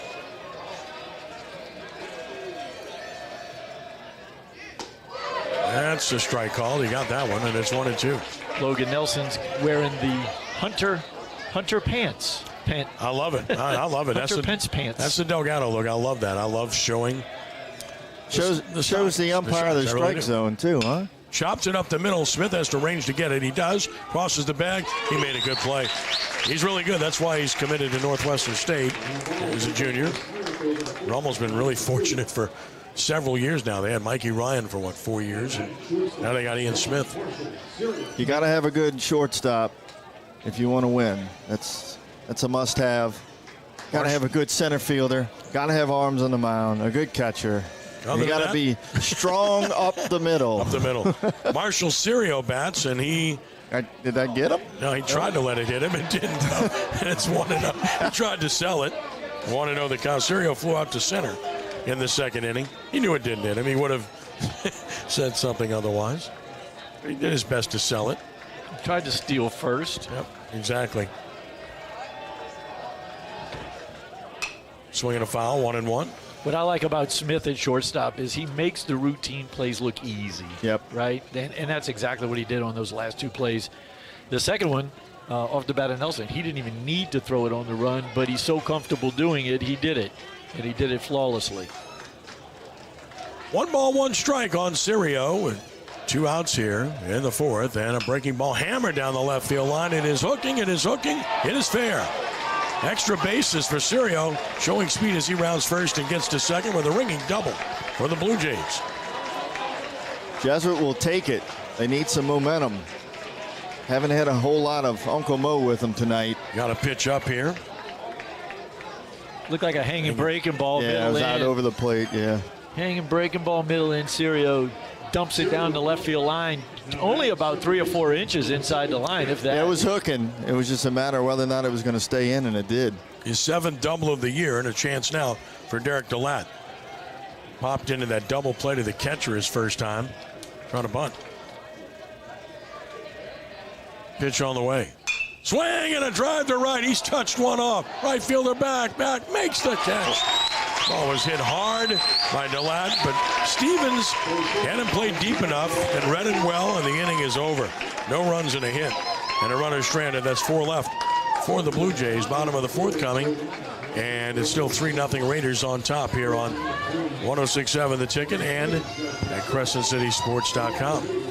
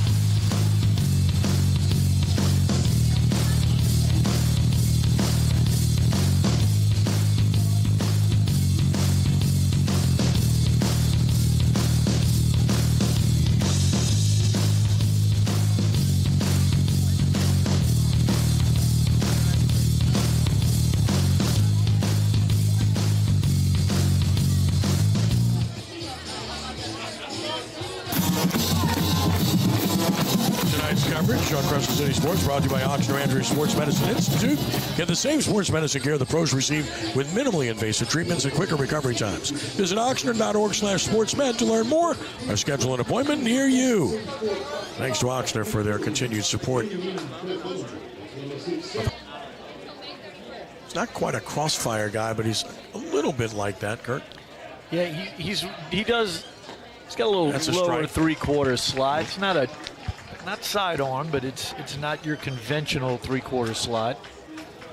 That's why the slider is more sweeperish than it is with any type of downward movement. 1-1 misses down and in, 2-1. Doesn't have a ton of depth with his breaking ball. He's a Delgado commit, Mace Martin. There's the 2-1 pitch. Ground ball is short. Handled. Serio, throw him out. Got 2 good shortstops in this game, Danny. Sure do. They're both very smooth, move around well. Like Bully said, they make it look easy. I mean, just cruising up the middle, scoops it up, shows off the arm. That's the thing with this Catholic League. You're not going to find too many teams in the Catholic League without a good shortstop. Yeah, gotta have it. That's a must. We've seen some pretty good ones lately. Bo Stevens has singled sharply, and he had a sacrifice fly. Took a breaking ball away. 1-0 to the prized freshman. You mentioned Mikey Ryan a little earlier. He had 2 home runs for the Wolfpack Strike last call. night. 1-1. Boy, he's having a good season. Hitting over 300. Probably wish he was still in Baton Rouge. Well, yeah, they could use a stick, huh? Yeah. They got 10-run rule tonight, 12-2. crazy. Here's the 1-1. Chopper towards second. Easy hop to Laddie. Throws him out. So 2 quick outs on ground balls obtained by Martin, who's settling in a bit now. And here's Ian Smith. He's gotten him twice. Good hitter. He struck him out twice, swinging. We talked about being strong up the middle, and that's exactly what Jesuit is strong up the middle. We were talking so highly about Serio, but don't forget about the lad. He put smooth. on an absolute Smooth. exhibition when we did the Brother Martin Jesuit goodness. game. Swinging a ground ball third. Nice play, Dugan. Strong throw across, and 3 ground ball outs very quickly. That's what Martin needed, and he got him here in the 4th. Nothing across for the Raiders. Let's go to the 5th, and it's still Rummel 3, Jesuit nothing, and we're back in a moment on 106.7 The Ticket and at CrescentCitySports.com.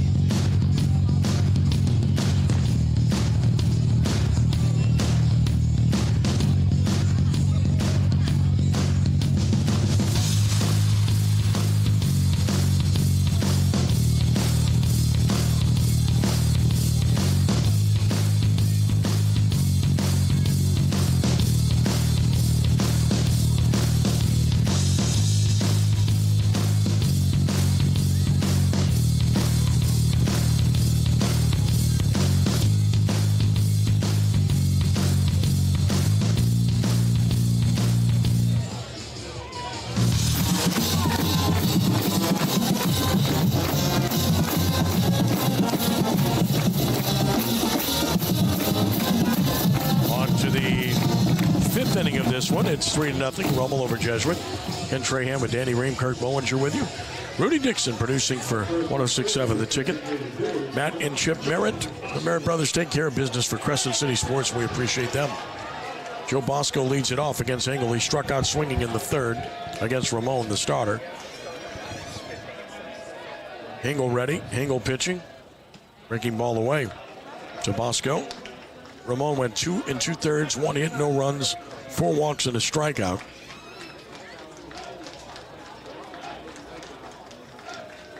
Engel with a 1-0. That is where's that? Slightly off the plate, Okay, 2-0. outside. All right. Not by a lot. 2 balls and no strikes. Yeah, those calls aren't going to go the way of the pitchers tonight. On either side. 2-0. That's another tight pitch called. A ball just off the plate away, and it's 3-0, and the plate shrinks. The plate shrinks, and the catchers have to make an adjustment just like the pitchers do. If they know they're not getting it off the edge, you can't set up off the edge. Has to throw a strike and cannot. 4-pitch walk to Bosco, and the Blue Jays have something going here in the 5th. And that might not be a bad approach tonight with the strike zone, is to be extremely selective. I agree. Shrink the zone and keyhole it until they can prove that they're going to be able to attack that strike zone. Benjamin Neff is going to run at first base for Jesuit. Neff, the courtesy runner.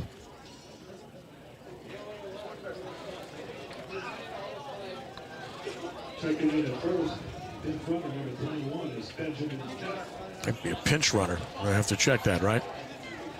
Could be. Austin Gedry will bat. High school again. Who knows?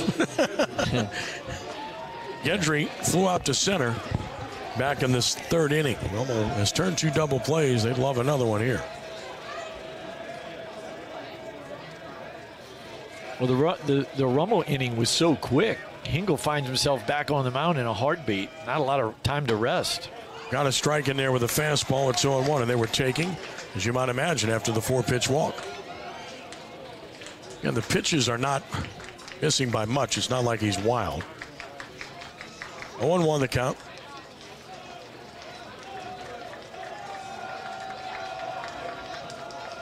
Stretch and the pitch. Good breaking ball. Strike call. And it's 0-2. He took a little off of that breaking ball just to make sure he could steer it in there. It's like throwing into a cigar box right now, but he was able to do so with that breaking ball. No balls, 2 strikes. Moscow first, nobody out for Jesuit here in the 5th. The pitch, runner goes, swinging a ground ball to second, and he'll stay out of the double play. Play will be to first for the out. Well, even down by 3, I like that from Kenny Goodland. Danny, you got to try to create, and that kept him out of a double play there. Yeah, it did. And, you know, Jesuit's just trying to find a way to get on the board and see if they can build from there. They haven't had a whole lot of offensive momentum tonight. It's probably a pretty frustrated dugout right now on the offensive side of things for the Blue Jays. They just have not been able to string much together at all. Michael Brothers has flied to right, and he's walked the Delgado commit from the left side. Had a brilliant year. 404 coming in. Stretch pitch. Bunts it toward third. This is going to be foul, though. Good idea with his speed, but it went foul. Morange made sure it did, and it's 0-1. When you're at the top of the lineup and you can run like Brothers does and you can handle the bat like he does, a push bunt right there or a drag bunt is certainly not a bad play whatsoever. Setting the table for the guys that can really swing it and drive it up the gaps. I mentioned 5 Raiders playing for Delgado right now. Everett Denny playing for Delgado. He had a 4-for-4 game for the Dolphins earlier today in a victory. A little sweep of the Bears, huh? 0-1, high and away. 1-1, they have won the first 3 in that series, and currently are on top in Region 23. He had a doubleheader today, correct? Correct. Okay. Take a single, doubleheader, single. Correct. 1-1 the count. Next pitch on the way. Swinging a pop foul, left side out of play. And the count now 1-2 on Brothers. Runner in scoring position with 1 out. Danny, we know that routine, huh? Single game, doubleheader, single game. Boy, those are tough. You know, we talked to Coach Sherman about it last week. A lot of innings to Those fill, man. innings are brutal on the pitching staff. But he's fortunate. He's got a couple of horses that can pitch deep into the game, so that always helps. 1-2 the count. And the pitch. And a great breaking ball got him looking. A slow breaking ball, Danny. Bent it back over the plate to get the out. Great spot. Beautiful pitch. Gets the call from the home plate umpire, Jacob Heath. Pumps him on that one. Just a perfect spot. Look at that. Yep. And a good job by Giglio in receiving it. Here's Gendron, who's walked twice. Griffin has been on both times. Bats with 2 outs, runner at second. Breaking ball, strike, good pitch. He's got that really good horizontal movement. Yeah, it's definitely would be classified as a sweeper as well. Yeah. But he will add a little velo to it once in a while to try to expand the strike zone with it. And that would be a great pitch if he can get to 2 strikes. 0-1, he shows him a fastball away. That was not going to be a competitive pitch. It's 1-1. I used to like to use it in reverse. I used to like to go slider early for the strike because it was smaller. I could keep it in the zone. Then maybe a fastball, 2-seamer in or something, and then slow him up with the curveball even more. 1-1. There's a really good breaking ball right down the middle, but I guess he called it high. I mean, this is a tight zone, 2-1. Yeah, this is a big league strike zone high right school, here. Yeah. I mean, this is high school, and I'm saying that for both teams. That had a lot of white. It had to be up. 2 balls and a strike. That's high. Now it's 3-1. That's the difference when you don't get a call. It changes the whole at bat. 3-1 the count. Now Hingle does have a base open. He does not have to give in here to Gendron, but he's got the 3-hole hitter on deck. Fouled out of play. You don't want to put the tying run at the plate. Full 3-2. No, you really never want to do that. 3 balls, 2 strikes with 2 outs. –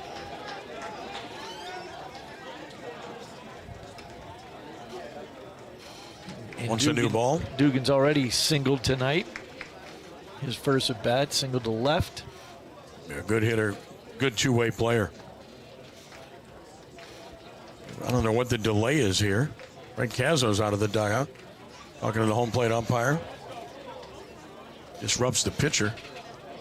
Not sure what that is, frankly. Didn't see anything. This is the second one we've seen tonight. I'm not sure what that's all about. Jacob likes to Now talk. the hitter walks away. Just strolls around a little bit, talks, goes back to umpiring. Oh, he's a good dude. I like Jacob. Oh, he is. He's a really good guy. 3-2 the count, 2 outs to Gendron. With the runner in scoring position. And the payoff pitch. Breaking ball, he waited on it and fouled it back. Got a piece of it, staying alive. I think that was even slower than the other ones have been. He even took a little bit more off. Griffin out in front, but he held his hands back just enough to be able to flick the barrel at it to fight it off. A fastball in right here would look about 96 miles per hour. Spoken like a pitcher. You know, Hingel's in the low 80s, but it would play a lot faster if it's in. 3-2. Slinging a base hit to center. This could score the first run. Gotta take Center a fielder shot. up with it. They're going to send him home. It's cut off, and Jesuit's on the board. Had to take a shot there. You got to get some momentum going. Gendron singles on the run and cuts the deficit to 3-1, and now the tying run will come to the plate. Not sure why that ball was cut off. It was right on line and it was low, so the runner was not going to be able, the batter runner was not going to be able to take any liberties there. That ball's right on line. There's going to be a play. I think he beats it, but He still. beats it, but there's really no reason to cut that. It was a perfect throw. I agree with you. I mean, obviously they wanted to keep the other runner out of scoring position. And now here is Dugan representing the tying run. He singled and popped out.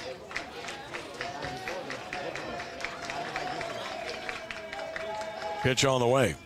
Breaking ball down and out, 1-0.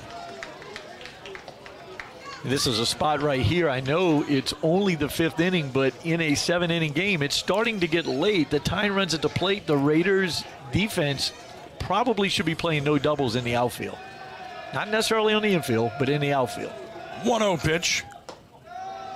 He will not call the pitch around the letters. That's 2-0. But he's been consistent. Give him credit for that. But again, it's been tough for both pitchers tonight in that regard. Stevens is deep in right. Stewart fairly deep in left, but Hurt is shallow in center. 2-0 pitch. That's outside. Now it's 3-0. No action in the bullpen. Now it stirs for Rummel. 3-0 the count. They played Tuesday night. Kirk saw that one, and they started Schexnayder, and he threw a lot of pitches. He could pitch in relief tonight. Going to take here, just showing bunt, and takes it, almost got hit. Ball 4.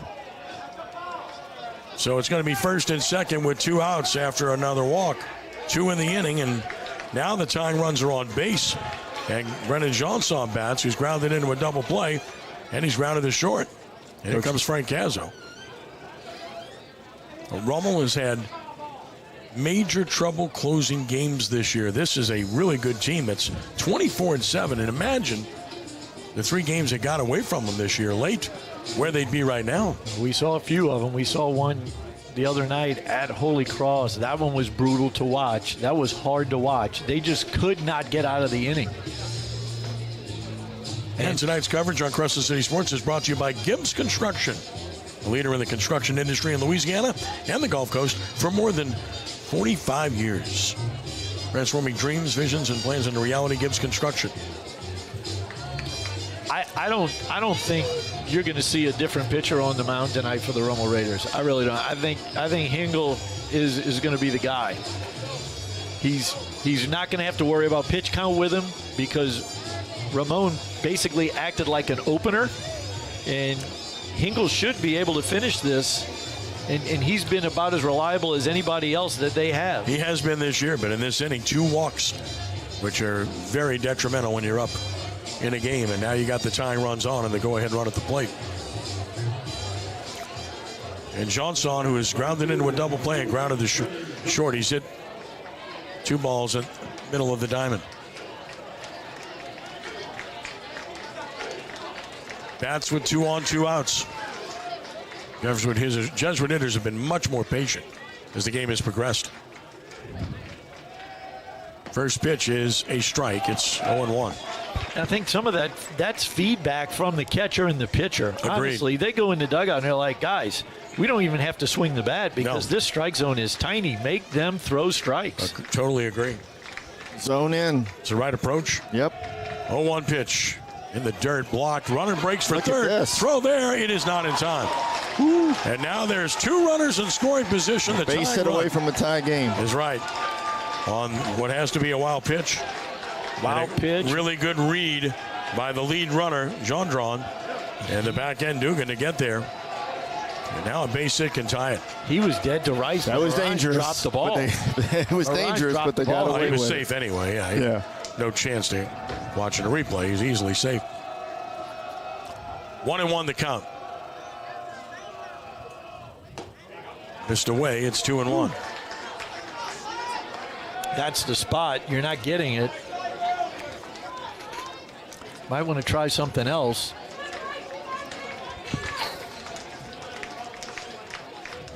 Two balls and a strike.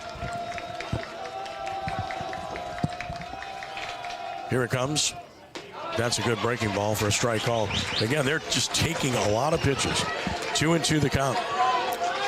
2-2 count. The runners are going to be running on this swing. Nobody's holding Dugan on at second base. Ian Smith is holding his own at short, and Hurd is holding his own at second. So a base hit will easily tie the game. 2-2 the count with 2 outs, 2 on. And the next pitch from Hingle. And a swing and a fly ball hit pretty well to right. Should be caught, though. Stevens is there to put it away. 1 run scores in the inning. Happens on 1 hit. No errors, 2 left. That's 6 stranded for Jesuit. Let's take a stretch from Kirsch Rooney.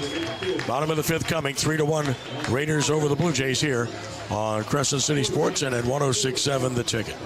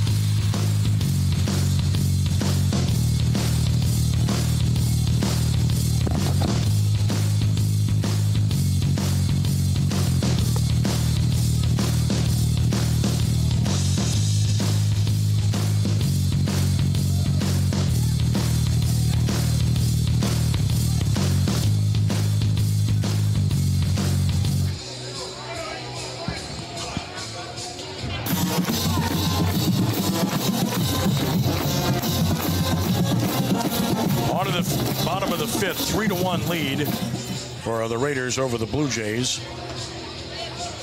And the Raiders will have Nugent, Hingle, and Morange up here in the 5th inning against Mace Martin, who's gone the distance. He's thrown 73 pitches, 43 have been strikes. He's walked 3, struck out 4.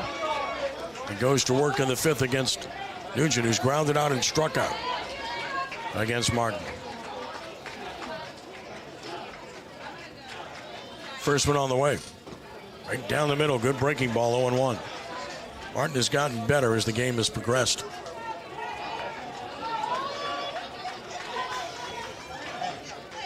Playing Nugent straight away, but he likes to hit the ball the other way. Down and out.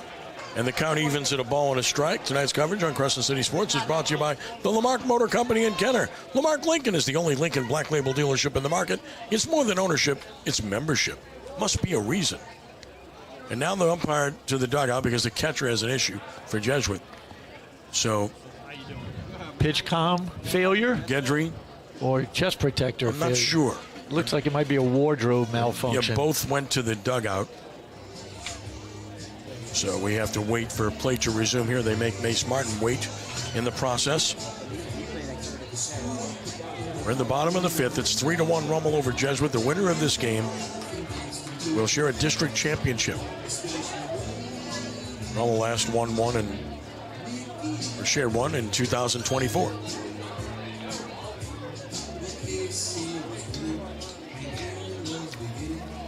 Yeah, definitely a wardrobe issue. Working on that chest protector. And now he's set and ready to go.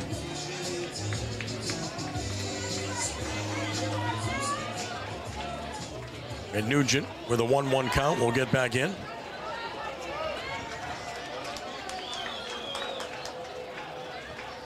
Pitch on the way. Swinging a foul.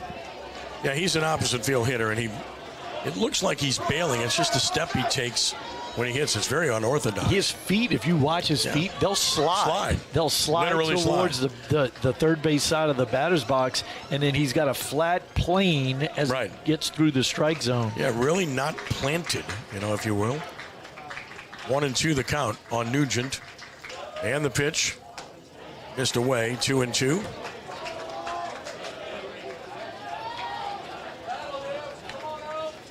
Two balls, two strikes. Mace Martin the sign. Mace Martin the pitch. And he just fouled it off the end of the bat. Spoil that pitch. He really did spoil Martin that nods one. yes because he knows he made his pitch. His rear end was in the third base dugout. He just flashed his barrel at it and got enough of it. My friend Flicker just flicked at it. I remember that movie. Yeah, there you go. 2-2 the count. Martin steps off. Raiders got 3 runs in the second. Jesuit got 1 in the fifth. We're in the bottom of the fifth. Of a 3-1 lead for Rummel. And the 2-2 pitch. Look out. Knocked him down. Nugent gets up. Remember, he shut them out on 2 hits a couple of nights ago. He thinks about it. And it's 3-2. Low bridged him, and right after Jackson Dugan gets brushed back in the previous half inning. Correct. Frank Cazzo's yelling encouragement to him. More than anything, to stay poised, right? We talked about all these Catholic League players. They're friends. They play with each other in the summer, blah, blah, blah. But I tell you what, there's no love lost when you put the different colors on. Payoff pitch to Nugent. Fouled out of play. He's battling. He'll see an 8th pitch in the at-bat. A meaningful at-bat here. Leading off the bottom of the 5th inning. If you're Frank Cazzo, you know you're not that comfortable right now with this lead against this team. Another 3-2 pitch, and he popped him up. Might have been ball 4, but he went after it, and he'll be an out. Put away by Nelson, 1 out. Danny, what do you tell your teams time and time and time again? Don't sit on 3. No. Constantly talking about extending the lead. You never have enough. If you're playing a competitor, which is everybody in this league, for sure, you never have enough. There's Bryce Engel, who's grounded to second, grounded to short. Don't sit on numbers. Pitch on the way. Swinging a fly foul to right. Out of play into the bullpen of Jesuit. It's 0-1. No, and even more so tonight with the tiny strike zone, right? Because it doesn't take much to get you in a jam, get yourself in a pickle, and then a gapper ruins your whole night. 0-1. Bounced it. Look out. That thing kicked up off the edge of the plate. It's 1-1 to Hingle. A funny hop.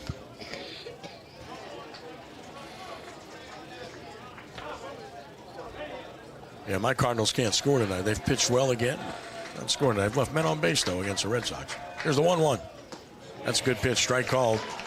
And it's 1-2. But anything with Cardinals on it is a good thing, right? Absolutely. Right? Hang on. 1-2 the count. Martin with another pitch. Hingle lays off the breaking ball down and out. And it's 2-2.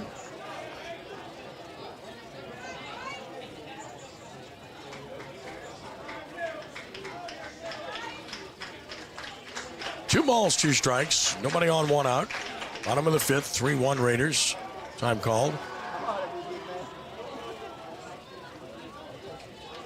Hingle back in. And the pitch. Swing and a miss. Great breaking ball. Got him reaching for it and struck him out. 2 gone. And he's really settled in. Big 6 in a row set down by Martin. Yeah, you could see early in the game he just didn't look comfortable out there. He couldn't get the rhythm. He was kind of marching around. Didn't look like he was happy with the way things were going, and yeah, he's definitely a lot more comfortable now than he was early in the game. Probably wasn't real happy with the strike zone. Yeah, It took him a little while to adjust. I think you're 100% right with Here's that. Morange. He's walked and scored, and he's laced a single. He takes this one off the plate away, 1-0. I think he threw a lot of pitches early that he thought he should have got, and when he didn't get it, probably, lost a little composure. And that's when, Rummel got the 3 spot on him, but he's settled in nicely Strike now. call. Good breaking ball by Martin. Front door to him. It's 1-1. Again, this is a guy you want to work plate out. You don't want to work plate into him with his quick bat. 1-1 pitch. Swing and a foul. He takes a vicious hack every time. It's 1-2. That ball was placed in the perfect spot because he can't get the barrel to that. If you're going to pitch him in, you've got to make sure it's in. Just can't miss over the plate to this young man. 1-2 to Joel Morange with 2 outs here in the bottom of the 5th inning. And the pitch from Martin. Way outside, it's 2-2.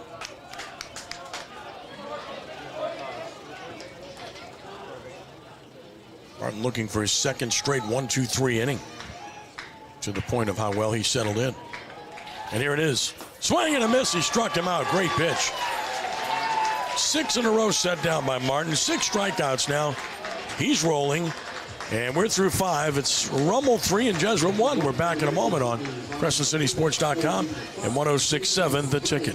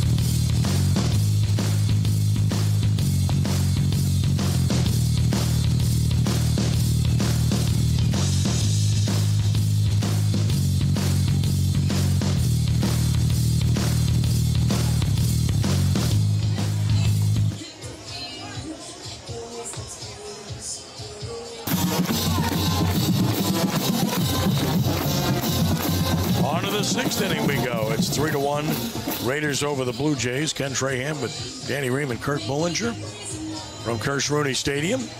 And here in the 6th, the Blue Jays will have Logan Nelson, Marshall Sirio, and Derek Gillette against Bryce Hingle, who's gone 2 1/3 in relief of Brennan Rummel, who's given up a run on a couple of hits. Walks really hurt him last inning.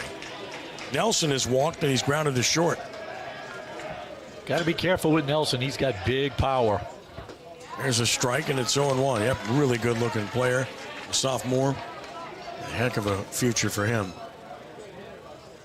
No balls and a strike on Nelson. And another. Just outside with the hook. It's 1-1. For Hingle to get that breaking ball over the plate and land it, he pretty much has to throw it right at the right-handed batter. 1-1. Swinging a fly ball a mile high into short center. Hurd is coming on. He's under it. He sees it. He's there, and he's got it with 2 hands. 1 out. Nelson skies to center. The batter is Marshall Sirio. Ripped a double his last trip. He's 1 for 2. Nelson not real happy with that swing or pitch selection.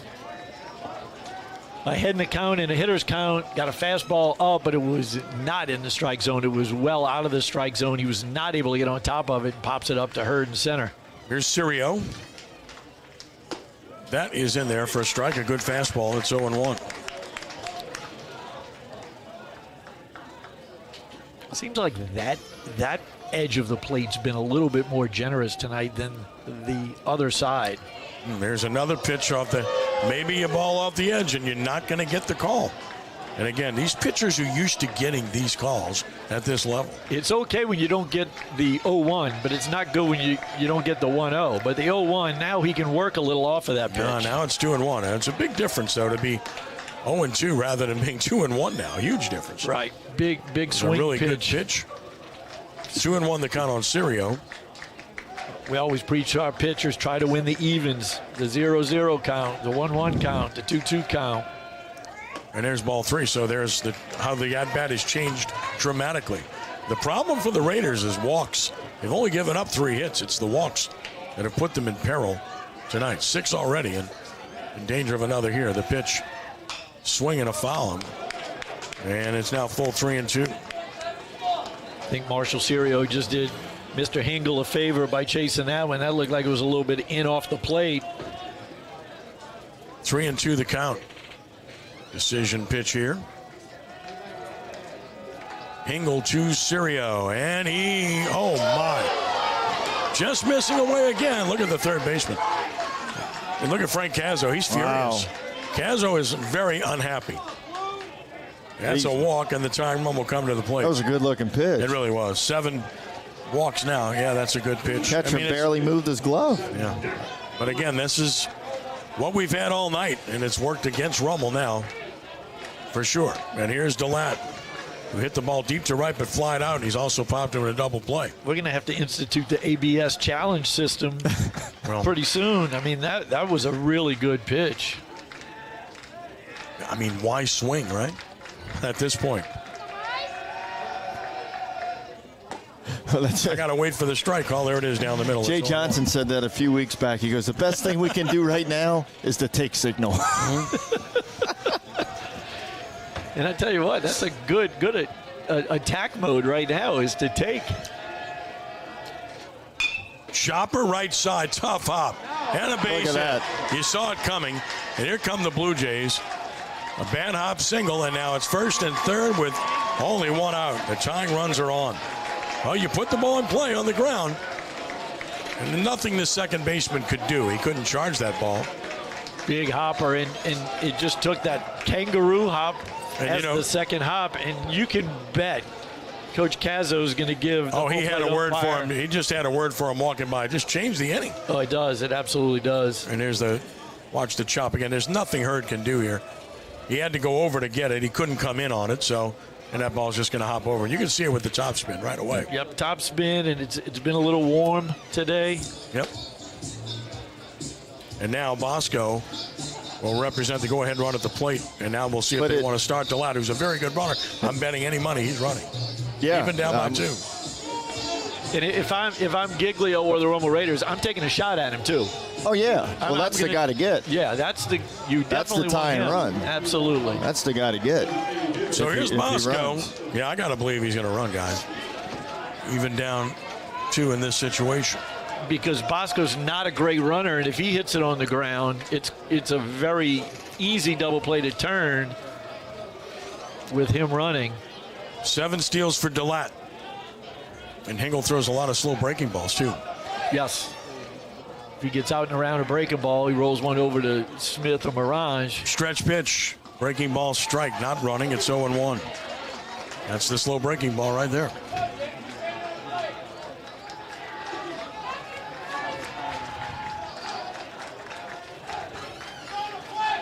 No balls and a strike. Again, there's another instance where you'd like to be playing no doubles in the outfield. Swinging a foul on a fastball. It's 0-2. Big hack. Bosco's a big, strong boy. He does have some power. Wind's blowing in more than anything right now. Yeah, it's not doing much at all. It's just a 4-mile-an-hour wind, flopping a little bit toward right. 0-2 the count. Blowing harder today for the junior college games. Stretch, runners lead first and third. And the pitch. And he got the call, finally, for out number 2. You think the coach had something to do with that? Well, you work them long enough, they get tired of hearing you chirping sometimes. They're going to do one of 2 things. They're going to run you, or they're going to give it to you. Yep. I don't think that's any different than the other ones. Very similar pitch, right? It's subjective, right? It's all right in the same area. 2 outs for Austin Gedry. He's flied to center and grounded to second. Does the coin land on heads or tails? Yeah, right. Because it's all like in the same little window. Stretch, check of the runners, pitch, Breaking ball, good pitch, and no call. That's the. Is that not a strike? I'm asking. I don't know. I mean, I'm just asking. I'm just glad the Cardinal staff isn't coaching in this game. I mean, seriously. Oh, bully. Kirk Bullinger's going to bite his lip and tongue right now. I mean, it's a slow breaking ball. I mean, we're across the plate, right? It looked like a get over. And I'm waiting for the strike call there. There it is. And it's 1-1. Well, he has been consistent. I'll give him that. But again, this is high school baseball. 1-1 the count. That doesn't diminish the pitching by any stretch, but well, you get my drift. 1-1 the count. Here it comes. That's high. So it's 2-1. And this is the hitter that Hingle needs to get with the top of the order on deck. Took the words right out of my mouth. Yeah. You don't want to flip this lineup over here if you're the Rummel Raiders in the 6th inning. And have the tying run in scoring position. 2-1 the count. The pitch, foul back and a fastball, and it's 2-2. Either way you slice it, the Jesuit Blue Jays are in a pretty decent spot. Even though they trail 3-1, they're threatening now. You don't know what's going to happen if Guidry makes the last out of this inning. Jesuit's going to have 1, 2, 3 to start the 7th, so it's still not a bad deal. Action pitch here, 2-2 with 2 outs, 2 on. Most important pitch of the game to this point. Time called by the hitter. There's a lot of things going on here. You don't want to get to 3-2 if you're Rummel. Now the runner starts from first with a running start with speed. And then, of course, the on-deck hitter, Brothers, as you mentioned. So 2-2 with 2 outs, 2 on. Pretty good getting chance. the sign. Pretty good chance this is going to be a breaking ball. He's going to throw it right at his hip. Stretch and the pitch. He did, and he missed inside. And it's 3-2, so now that's exactly what he tried to do. But now the runner from first will take off. A huge advantage. And this becomes clearly the pitch of the game. This will be a fastball. Got to believe so. And it really should be a fastball in. The lab will take off from first. Sirio's at third. Hingle peering in for the sign. Gets what he wants. He might freeze him with a fastball in From the belt, runner goes, payoff pitch, not even close. Not even close. Bases loaded for Brothers with 2 outs, and the Blue Jays have a great chance here. I went through the opposite batter's box. Yeah, I mean, that wasn't even competitive. No, he went breaking ball, and Jesuit will get a runner at first base. That's Marcellus Savoie. He tried to will that one over the plate. He didn't commit to that pitch at all. He may not have wanted that pitch. That's typically what happens when a pitcher doesn't want a particular pitch and it gets called from the dugout. You don't commit to it. You don't make a very good pitch with it. Jesuit's got their man up there, really the best hitter. Brothers, 0 for 2 with a walk in this game. Tying run in scoring position. Go ahead, run at first. The pitch to Brothers. That's a fastball. Where's that? Where's that pitch? Oh, my goodness. I think Jacob wants to be here for 17 innings, Ken. I'm assuming he called this high. I'm guessing. 1-0 pitch. That's outside, 2-0. So, I mean, it's a postage stamp. So, if you're Jesuit, why swing the bat? Why swing the bat? Take a pitch right here. Exactly. And Kenny Goodlet's going to tell him that right now. I guarantee you. What else could this timeout be about? And the catcher is going to tell his pitcher, look, that was a strike. Okay? Once again, the Raiders are not holding the runner on at second. They're going to hold their positions and fill their gaps. I think that's the right thing to do. Trying to prevent a ball from getting through, but right now it's 2-0 to Brothers if he's even considering swinging. With the bases loaded and 2 outs. In a 3-1 ball game. Hingle to the plate. That is a strike. And it's 2-1. We have to wait for the call. 2 balls and a strike. And Brothers wisely was taking. Make him call one, right? Last at bat, he got Brothers with a backdoor breaking ball. Probably a good time to throw it. 2-1. Oh, he bunts it toward third. It's a great bunt. Run's going to score. Everybody's safe, and it's 3-2. What a bunt by Brothers. That's as good as it gets right there. Fantastic bunt. He's one of those guys that if he gets it down in the right spot, you really don't even have a play on it. He's lightning fast down the line. Can't execute any better than that, and now the tying runs at third. The go-ahead runs at second. for Griffin Gendron, who has walked twice and singled and has an RBI. That's a great bunt. Watching it again, nothing, even if Mirage comes up with it, he's got no nothing play. he can do. I mean, the only thing he really should have done if he caught it cleanly was actually fake the throw to first. And here's the pitch to Gendron, and that is a strike. It's 0-1. Problem with that was nobody was at third base. I was thinking exactly the same thing. Yeah. That's exactly where I was looking, but nobody was there. 0-1 the count. Bases loaded, 2 outs, 3-2 Rummel. Jesuit threatening to change that right now. Here it comes. Outside, not close. And it's 1-1.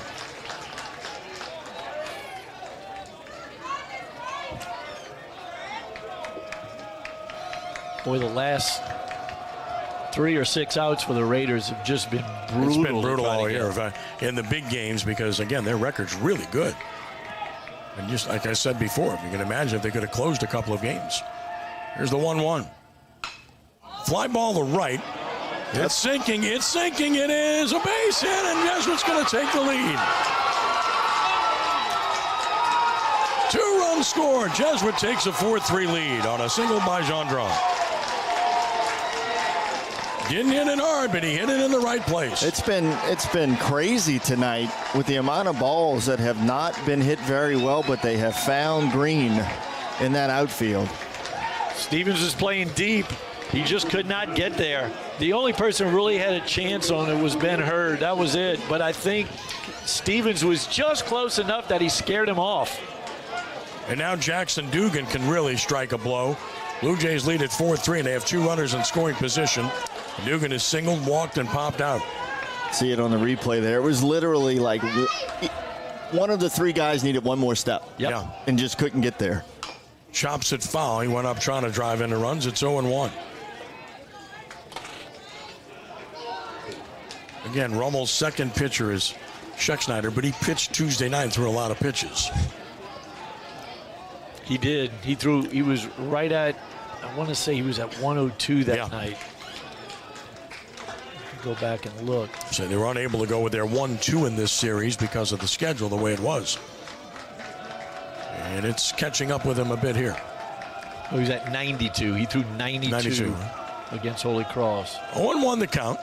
Pitch is on the way outside. It's 1-1.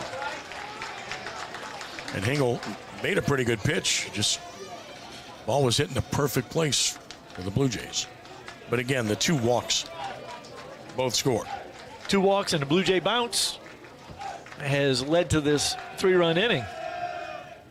Breaking ball down, and now it's 2-1. And if you're Hingle, you've got to find a way to get out of this. Remember, Mace Martin got out of bases loaded 1 out back in the second when Rummel could have had a gigantic inning and a big lead. That was huge, and that's really holding up now. That's the difference. Blue Jays have answered with a 3 spot here and counting. And the 2-1 pitch. He's not going to give you that pitch. It's 3-1. It's a ball or 2 off the outside edge. It's 3-1.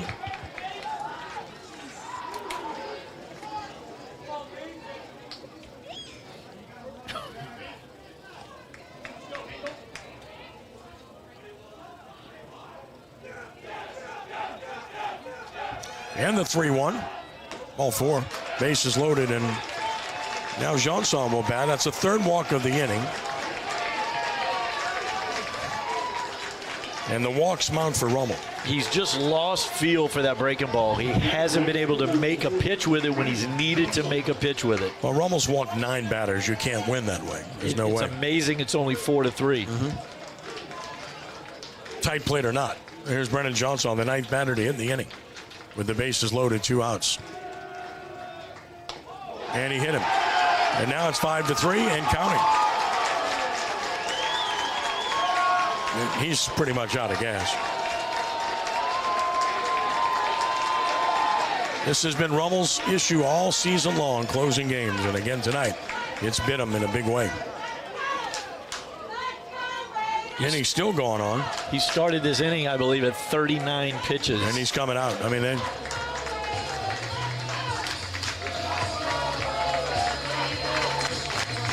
so he goes 3 innings plus and can't finish it.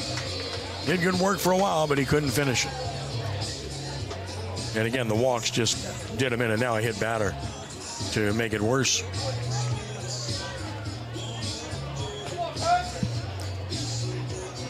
It looks like Schexnayder, right, Kurt? Yep, that's him. Big Yeah. 44 coming on to try to get the Raiders out of this jam.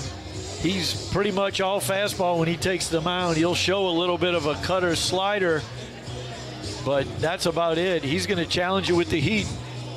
Fastball is going to be mid to upper 80s. He's got a little ride on it. He's got some good downhill playing, too. He's a big, tall fella. And almost 6'5", and he's a sophomore with a heck of a future. But in the present, he needs to try to keep this a 2-run game for Rummel to have any chance. 4-run inning for Jesuit in progress and counting. And Schexnayder takes his warm-up tosses.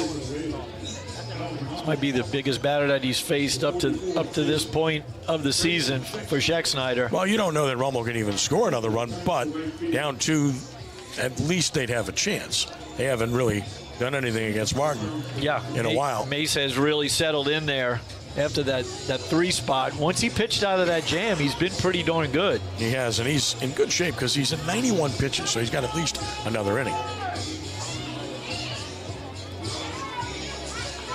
So Schexnayder, who started against Holy Cross earlier this week, 9 games, 7 starts, 4-2, 3-point earned run average, 35 innings, 36 hits, 25 runs, 15 earned, 14 walks, 40 strikeouts, 6 hit batters on the year, and 1.42 whip.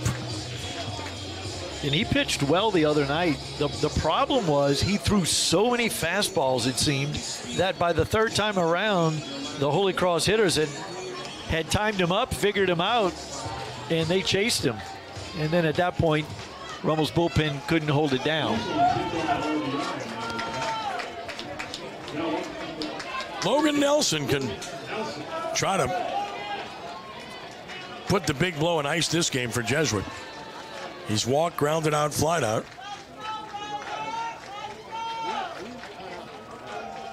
Pitch on the way. Fastball, got the strike called, 0-1. He throws hard. He's going to look quite hard after Hingle. For sure. That fastball coming from him looks a lot different. 0-1 is grounded foul, third base side. It's 0-2. That's something that Rummel's pitchers have just not been able to do, get ahead of hitters. Well, you got to keep it right here. 5-3. You still got some time offensively, but you want to keep it at 5-3. You don't want it to be 7. He's got to elevate well out of the zone right here to Nelson. We saw Nelson chase last time he was in a hitter's count. He's going to be trying to protect, and he's going to try to blow this game open. So he'll be a little bit more aggressive on that fastball up in the zone if he can get it there. Yeah, 5-3 and 7-3 is 2 different baseball games. 0-2. Chop to third. Morange comes to get it. He'll go across the diamond right on the money with his good arm.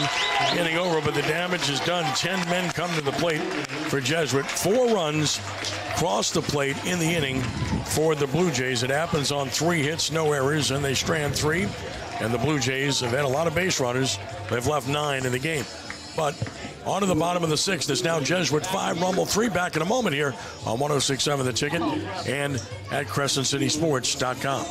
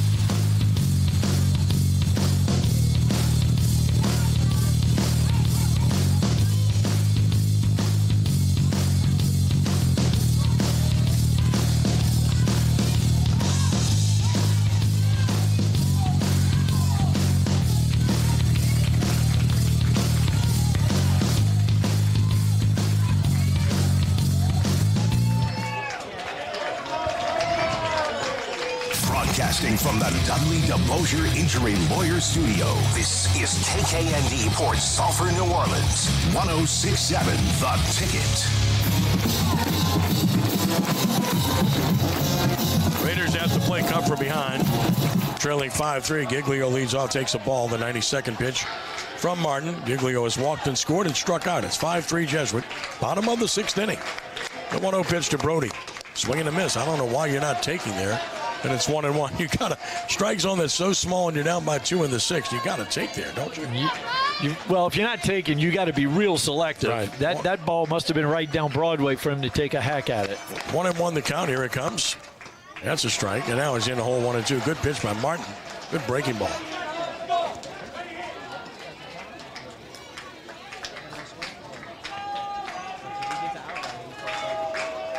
One ball, 2 strikes. And low and away, 2-2. So Martin feels what it's like to pitch with a lead finally tonight. We'll see what he can do. 2-2. Swinging a fly ball, hit very well to left field, but not going to carry deep enough. That's caught. Round number 1 by the left fielder, Gendron. Again, big ballpark. Giglio flies to left. Tyler Formo bats. He's 2 for 2. I don't think he barreled that one up real good. I think that was it was about 2 balls below the sweet spot. And just didn't get enough on it to get it over the head of Gendron. Here's Formo. Again, 2 for 2. He scored a run. 2 of the 5 hits for the Raiders. Pitch from Martin. Right down the middle. He's getting ahead. He's just gotten better and better. Better as he's gone. Now he's working quicker. He's gotten in a rhythm now. You know, Rummel got him early in the 2nd inning, but zeros ever since. Outside of ball, 1-1. Yeah, they sat on that 3 for too long. And yeah, it's, you know, it's just pitching one of depth those caught up things with that, him. as a coach, when you see your club sitting on numbers, it's an uneasy feeling. That missed away, and it's 2-1. Fans who holler, but that was outside. Especially when you let him out of the trick bag in that 2nd inning. They could have been a lot bigger than a 3. Yeah, that had the potential to be nasty. 2-1. Swing and a miss. He threw that by him. It's as good a fastball as he's thrown. It's 2-2. Formo asked for a timeout, wasn't granted it. Had to get the hand back on the bat. Yes. And was late with the swing. Now the 2-2 pitch. Down and out, 3-2. Now, if I'm Rummel, I got to slow Martin down. He's working extremely quick because he's starting to feel it. He's got a lead. He's got the crowd behind him. Raiders have to slow him down. Payoff pitch from Martin to Formo. Ground ball to first. It is a foul ball. And we'll do it again. That was a nifty snag right there by Nelson. He went to get it with the glove, but it hit the lip, shot foul, and he barehanded it. Tricky little hop.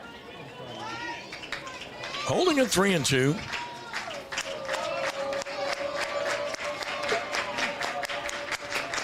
Another payoff.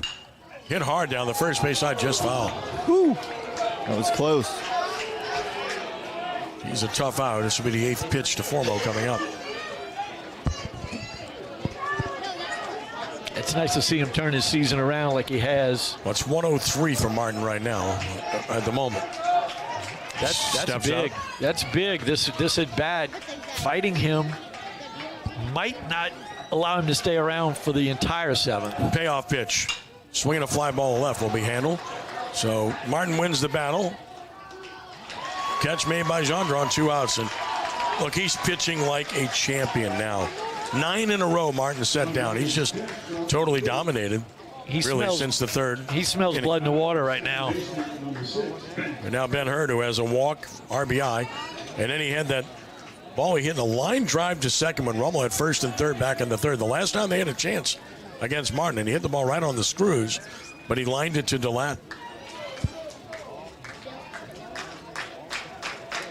Pitch on the way. Yanked down and out. Bounces back to the screen. Yeah, they haven't had a base runner since. Nope. Nothing to work with. Coach Cazzo not able to really use his imagination to try to create a run. Can't maneuver anything. Yeah, can't get on base. 1-0 the count. Next pitch. Got the strike called over the inside edge. 1-1. That ball's in. Might have been in, might have been up, but 1-1 the count. Hurd thought so. Here it comes. That's a strike. Good pitch, 1-2. Martin's feeling it now. He's rolling. Yeah, he's right where he wants to be. 1-2 the count with 2 outs here. As Ben Hurd is back in. Ben Hurd waiting. And here's the pitch. Foul back. We'll do it again. These long at bats, though, may force Jesuit into the bullpen for the entire 7th, or at least part of it. That's 107. And we need another base runner to really force him out in this inning. On 1-2, next pitch coming. Struck him out swinging. Look at Martin. He is so excited, as he should be. He is rolling. 10 in a row he's set down. We've played 6. Blue Jays jumping all over the place, leading at 5-3. Back in a moment here on Crescent City Sports and 106.7 The Ticket.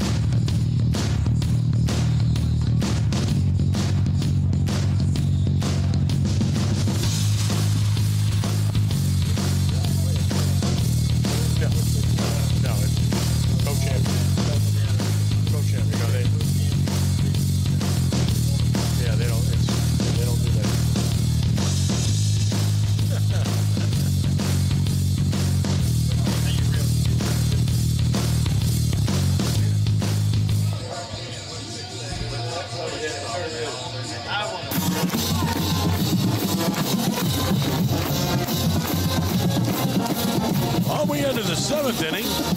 Scheduled for 7. It's 5-3 in favor of Jesuit. Line on Hingle was 3 innings, 4 hits, 5 runs. All earned, 4 walks, 2 strikeouts. He stands to lose this game, barring a rally for the Raiders. Mace Martin has been the man for Jesuit. Marshall Serio leads it off. He's doubled, walked, scored. And he swings and it's 1 to third. Nice pick by Morange. Waits for his first baseman to get there and throws a strike across. He's a good third baseman, 1 out. Uses his feet and his hands extremely well, and he high IQ. You saw him wait for Formo to get over there instead of trying to time him up. He gathered himself, and that typically can throw off your own timing, but it didn't. Morange was true to the task. There's Derek DeLatte. Takes it high. He has a single and a run scored. He's lined into a double play, and he slid to right.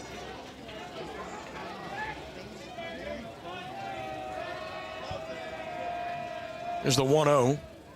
Fastball over but high, and it's 2-0. Again, Rummel has issued 9 walks and hit a batter in the game.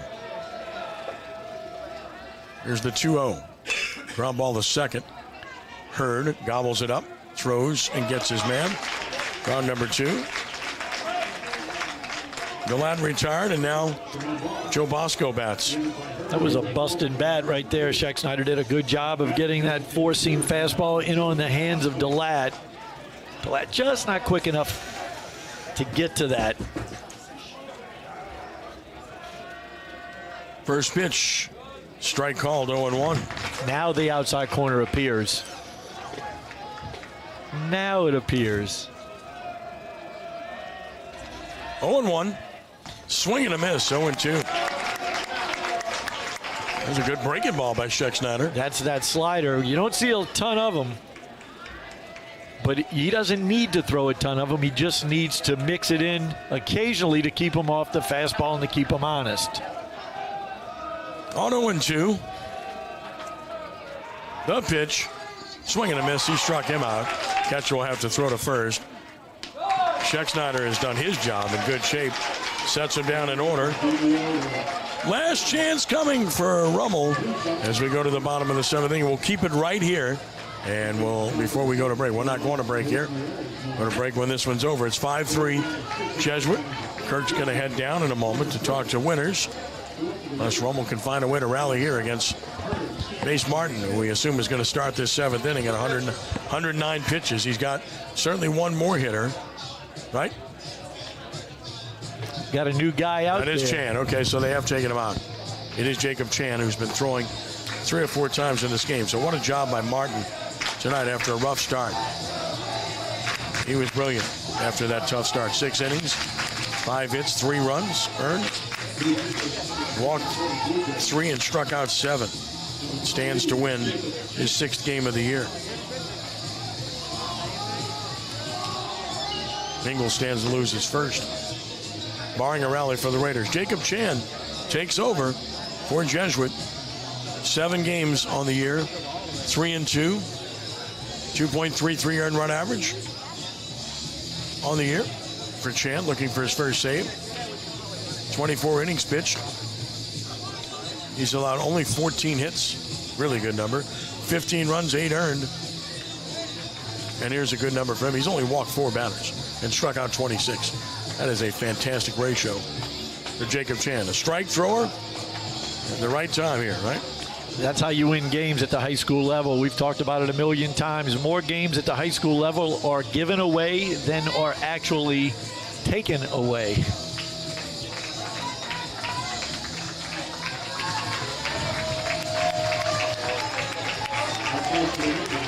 Say hello to my trusty assistant coach, Josh Hafford, Dr. Hafford, who's listening in. Hayden hit one today, Bully. Popped the umpire right in the thigh. It wasn't pretty. Jack Hurd leads it off, needs to get on, takes the ball from Chan. He's singled, driven home a run, grounded out. It was a missile. Those are not fun for umpires. No. 1-0. That's a strike, and it's 1-1.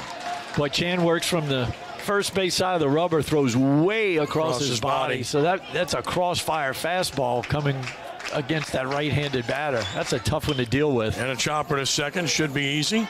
And it is 1 out. Jesuits 2 outs away from a win. And the Blue Jay pitching has just been great now. 11 straight hitters retired. And here's Bo Stevens and sent Gurney. I would assume Mace Martin, I guess. You tell me. Yeah. Your call. So, heading down. With 1 out. Bo Stevens will bat. He takes a hot one. There's another pitch. Where's that? Called the ball. Awfully good-looking pitch from Chan. You hear the hooting and hollering. 1-0 the count. Chan, good arm. Stevens, good hitter. 1 for 2 with a sac fly in the game. And he takes a strike here. And it's 1-1. And he was taking. Raiders need at least 1 base runner to have a chance. Got to get somebody on. Got to fight your way on. Give yourself a shot. 1-1. Breaking ball backdoored him and just missed. Another close pitch. 2-1. And you can hear the reaction. It's been like that all night. It really has. Both ways.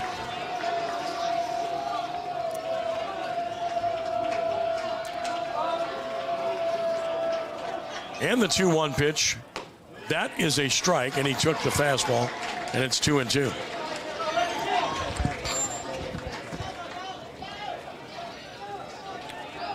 Two balls, 2 strikes.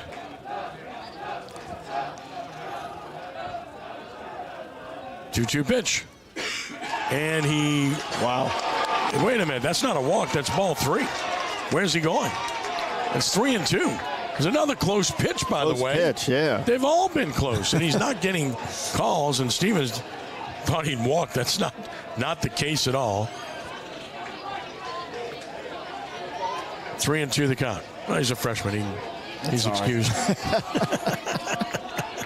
Just trying to cover for him, you know. It's all good. If he was 16, it wouldn't be. No, I hear you, buddy. So 3-2 the count. Chan from the stretch with a payoff pitch and a ground ball is short. Serio gobbles it up with time to throw him out. Yep. And the Raiders are down to their last out. Ian Smith will bat. He's 0 for 3. Jesuit one out from a district championship share with Brother Martin, whom they split with during the year.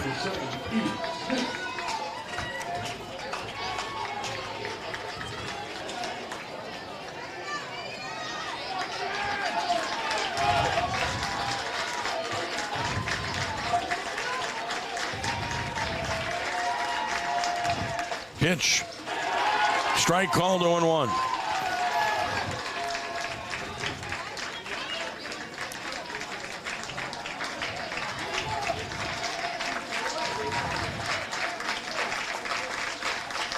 Now the 0-1 pitch. That's a strike, and the Raiders are down to their last strike, 0-2.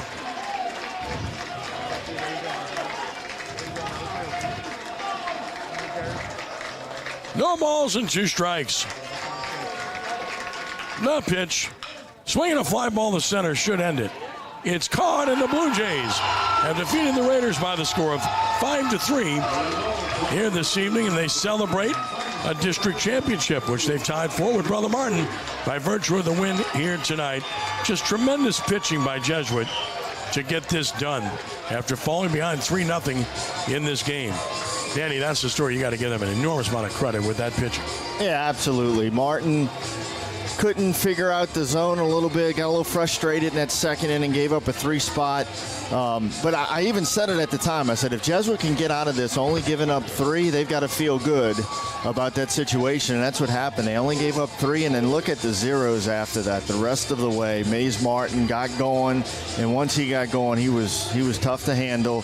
And then in the 6th and the 7th, he was feeling it out there on the bump, and there was not a whole lot the Rummel offense was going to do against him at that point. He was getting it and throwing it. So a 5-3 win here this evening for the Blue Jays over the Raiders. And Kirk Bollinger is getting Mace Martin and Kenny Goodlett, and we'll talk to both of them here momentarily. And the victors go the spoils, and we'll give it to Kirk right now. Take it away, Kirk. All right, Kenny, I'm down on the field with winning coach Kenny Goodlett, who just secured a share of the Catholic League District Championship. How's it feel, Coach? One more time. It feels great. It really does. I'm so proud of our guys for really fought back in this game. Credit to Frank Ethel. You know, it's another Catholic League game in this. It's just a great rivalry, and it's been for a long, long time. 2 great teams. Obviously, both of you guys are going to make it to the playoffs and more than likely put up a pretty good run in that playoff. Tell me a little bit about the journey it took for you guys to get here to share this championship with the Brother Martin Crusaders. It's a Catholic League battle. I mean, it's up and down. We're splitting with them and Curtis, and we had a great game against Curtis, come back, and Curtis to Curtis, and Brother Martin, the same thing. I mean, 3 losses and you sharing the title, that shows how tough this league is, and a lot of people in the state can't say that. It prepares us for the playoffs, it prepares us for a run. But for our guys to come through and fight back after that last game, which was a hell of a game, it really was. It was a heck of a game. The Houston did a fantastic job. But for us to come back in here and be down and fight, I can't say enough about our guys that fight and they're fun, and I'm very proud of them. Well, this guy standing to our left, Mace Martin, he did a wonderful job today. Got himself in a little bit of trouble. Mace, you didn't look comfortable early on. What was going on? Yeah, I think, look, it's a big game. Bottom of the second, they got a guy on, and then they did their job. I wasn't throwing a lot of strikes, and they capitalized. But after that, we found a groove. Delson and I talked about some things. We put in a good game plan, and it was lights out from there.